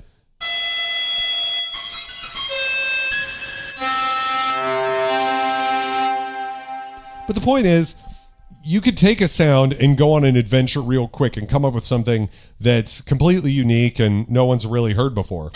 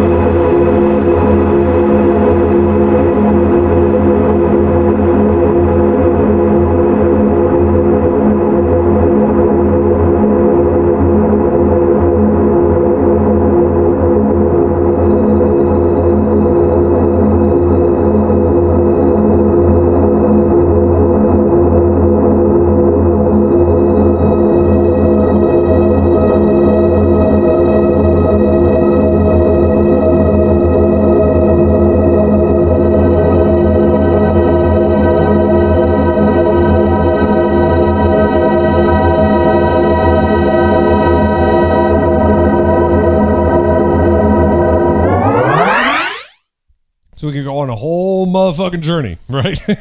And that's a great thing about this synth. But at the same time, I think there's going to be some people who are just like, what the fuck? So yeah, I think that's a good place to call it for tonight. I hope you guys had fun. I hope this was a good dive into what the synthesizer is, what it's not, its strengths and weaknesses. Again, I apologize for any skill issues. If there's something that does have a simple answer and it was in the manual, I read the manual, that doesn't mean I necessarily retained and comprehended everything in the manual. I do think it's incredible. It's like a triumph. And at the same time, I feel the need to sort of tell you to stay away. You know what I feel like? I feel like a father whose daughter has met the hottest motherfucking piece of shit ever at their school. Like just a fucking jock motherfuck. And she's like, I think I'm in love with him, Dad. And I'm like, I look at him, 6-pack abs I wish I had.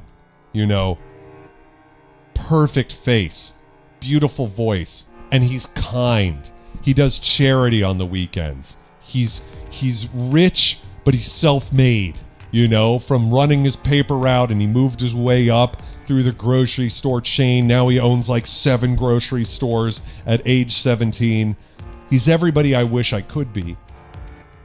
And I have a sense of like, don't do it. Don't do it, Michelle. Like, you gotta stay. This guy's trouble. You can't have all of it. It can't be that good, you know? Because if he's that good, he's not gonna be like the fucking loving dude. You need a fucking loser. Like just a loser that's gonna love the shit out of you, you know? And so that's kind of how I feel about with Steampipe. I'm like, it's so great in a way. In a way, it's so great. And then on the other hand, I just know when I think of certain people in this chat, I'm like, oh yeah, this is perfect for Ice Planet 9000. It sounds like Ice Planet 9000. It sounds like a big, nasty, you know, just like a sonic, apocalyptic, like we're in space, and space is terrifying, you know, and that's what the synth can sound like. And then there's other people, I don't know. I don't know if I can like name names in here that I can think of as well, that I'm like, don't fucking get this. Like, this ain't for you. This is going to feel like a gimmick. You know, it's not a gimmick, but it could feel like one to certain people because they're going to be like, you know, it has a somewhat limited palette. And that goes back to the 1 knob per function thing. It's not as flexible as other physical modeling synths I've seen because it's, you know, trying to have a constrained set of controls. And that puts it in a certain range, a certain kind of sonic space. And, you know, not every motherfucker who watches this channel is like, you know what I need? Flutes. I need the fucking flutes up in my fucking jams, you know? There's a lot of like people who watch the stream who don't really need a lot of flutes, you know? And so there's that side of it too, where I kind of have a feeling of like wanting to protect you guys from the impulse gas of like, wow, it's incredible. And it is. But I just want you to do some soul searching and be like, do I need those sounds? Because the truth is, there's probably a lot of tracks, jams, things you're doing. It might not fit in, you know? It's not as flexible as a lot of like just really great analog gear is, for sure. Pan flutes, fuck yeah. Mighty Pinto, how's it going? If you want to go on Living with the Land 1998 Epcot, this is the synth for you. So yeah, does Synth Samurai have an opinion on it? Is he still here? Yeah, actually, Sebastian, the 303 is a really good comparison. Talking about a synth that has a very narrow thing that it does well, right? But what it does well, it does better than anything. arguably speaking. I would think so. And that's kind of how this one feels. That 303 is the perfect analogy. I hadn't thought of it, but that really is great because it is like that. It's like if you want the physical modeling thing, here it is. You know, $1,200, not cheap, but fork it over. It's cheaper than a $3,000 TB303 plastic box. You know, at least this feels amazing. Oren says, I need stretch drums and kodos and stuff. Well, then this is it, for sure. Michelle is just the first name that came to my mind. Adapt says, fucked wind instrument emulation. This thing shines for weird sound design. I agree with that. It is a dark ambient ring. This thing's $1,200. It's not cheap. Made for sound explorers, not preset jockeys. I sort of agree, Synthetic. I would agree with all of Erica Synth's incredible hands-on gear that's true. But at the same time, the presets in this are really great. And another thing about the presets are they really do sort of cover, there's like 80 presets in it. And that sort of speaks to the limited sonic palette where, you know, you can do a variation on some of these sounds, but they do really kind of hit most of the things you could do with the synth, with that. Grumpy Flute is my next physical mod patch name for sure. Solar 42 for sure. I searched Dark Ambient Daughter and wound up here. Baseline would be a really fun synth to check out at some point. We do need, I got just a little bit left. I got to remove this wet rosemary. Oh, it's so good. I love the smell of rosemary. So we got just enough left for one more scum cheers and I'm out for tonight. So thank you guys so much for hanging out. I hope this was valuable to somebody out there. Continue to be excellent, guys, and I will see you next week. Cheers.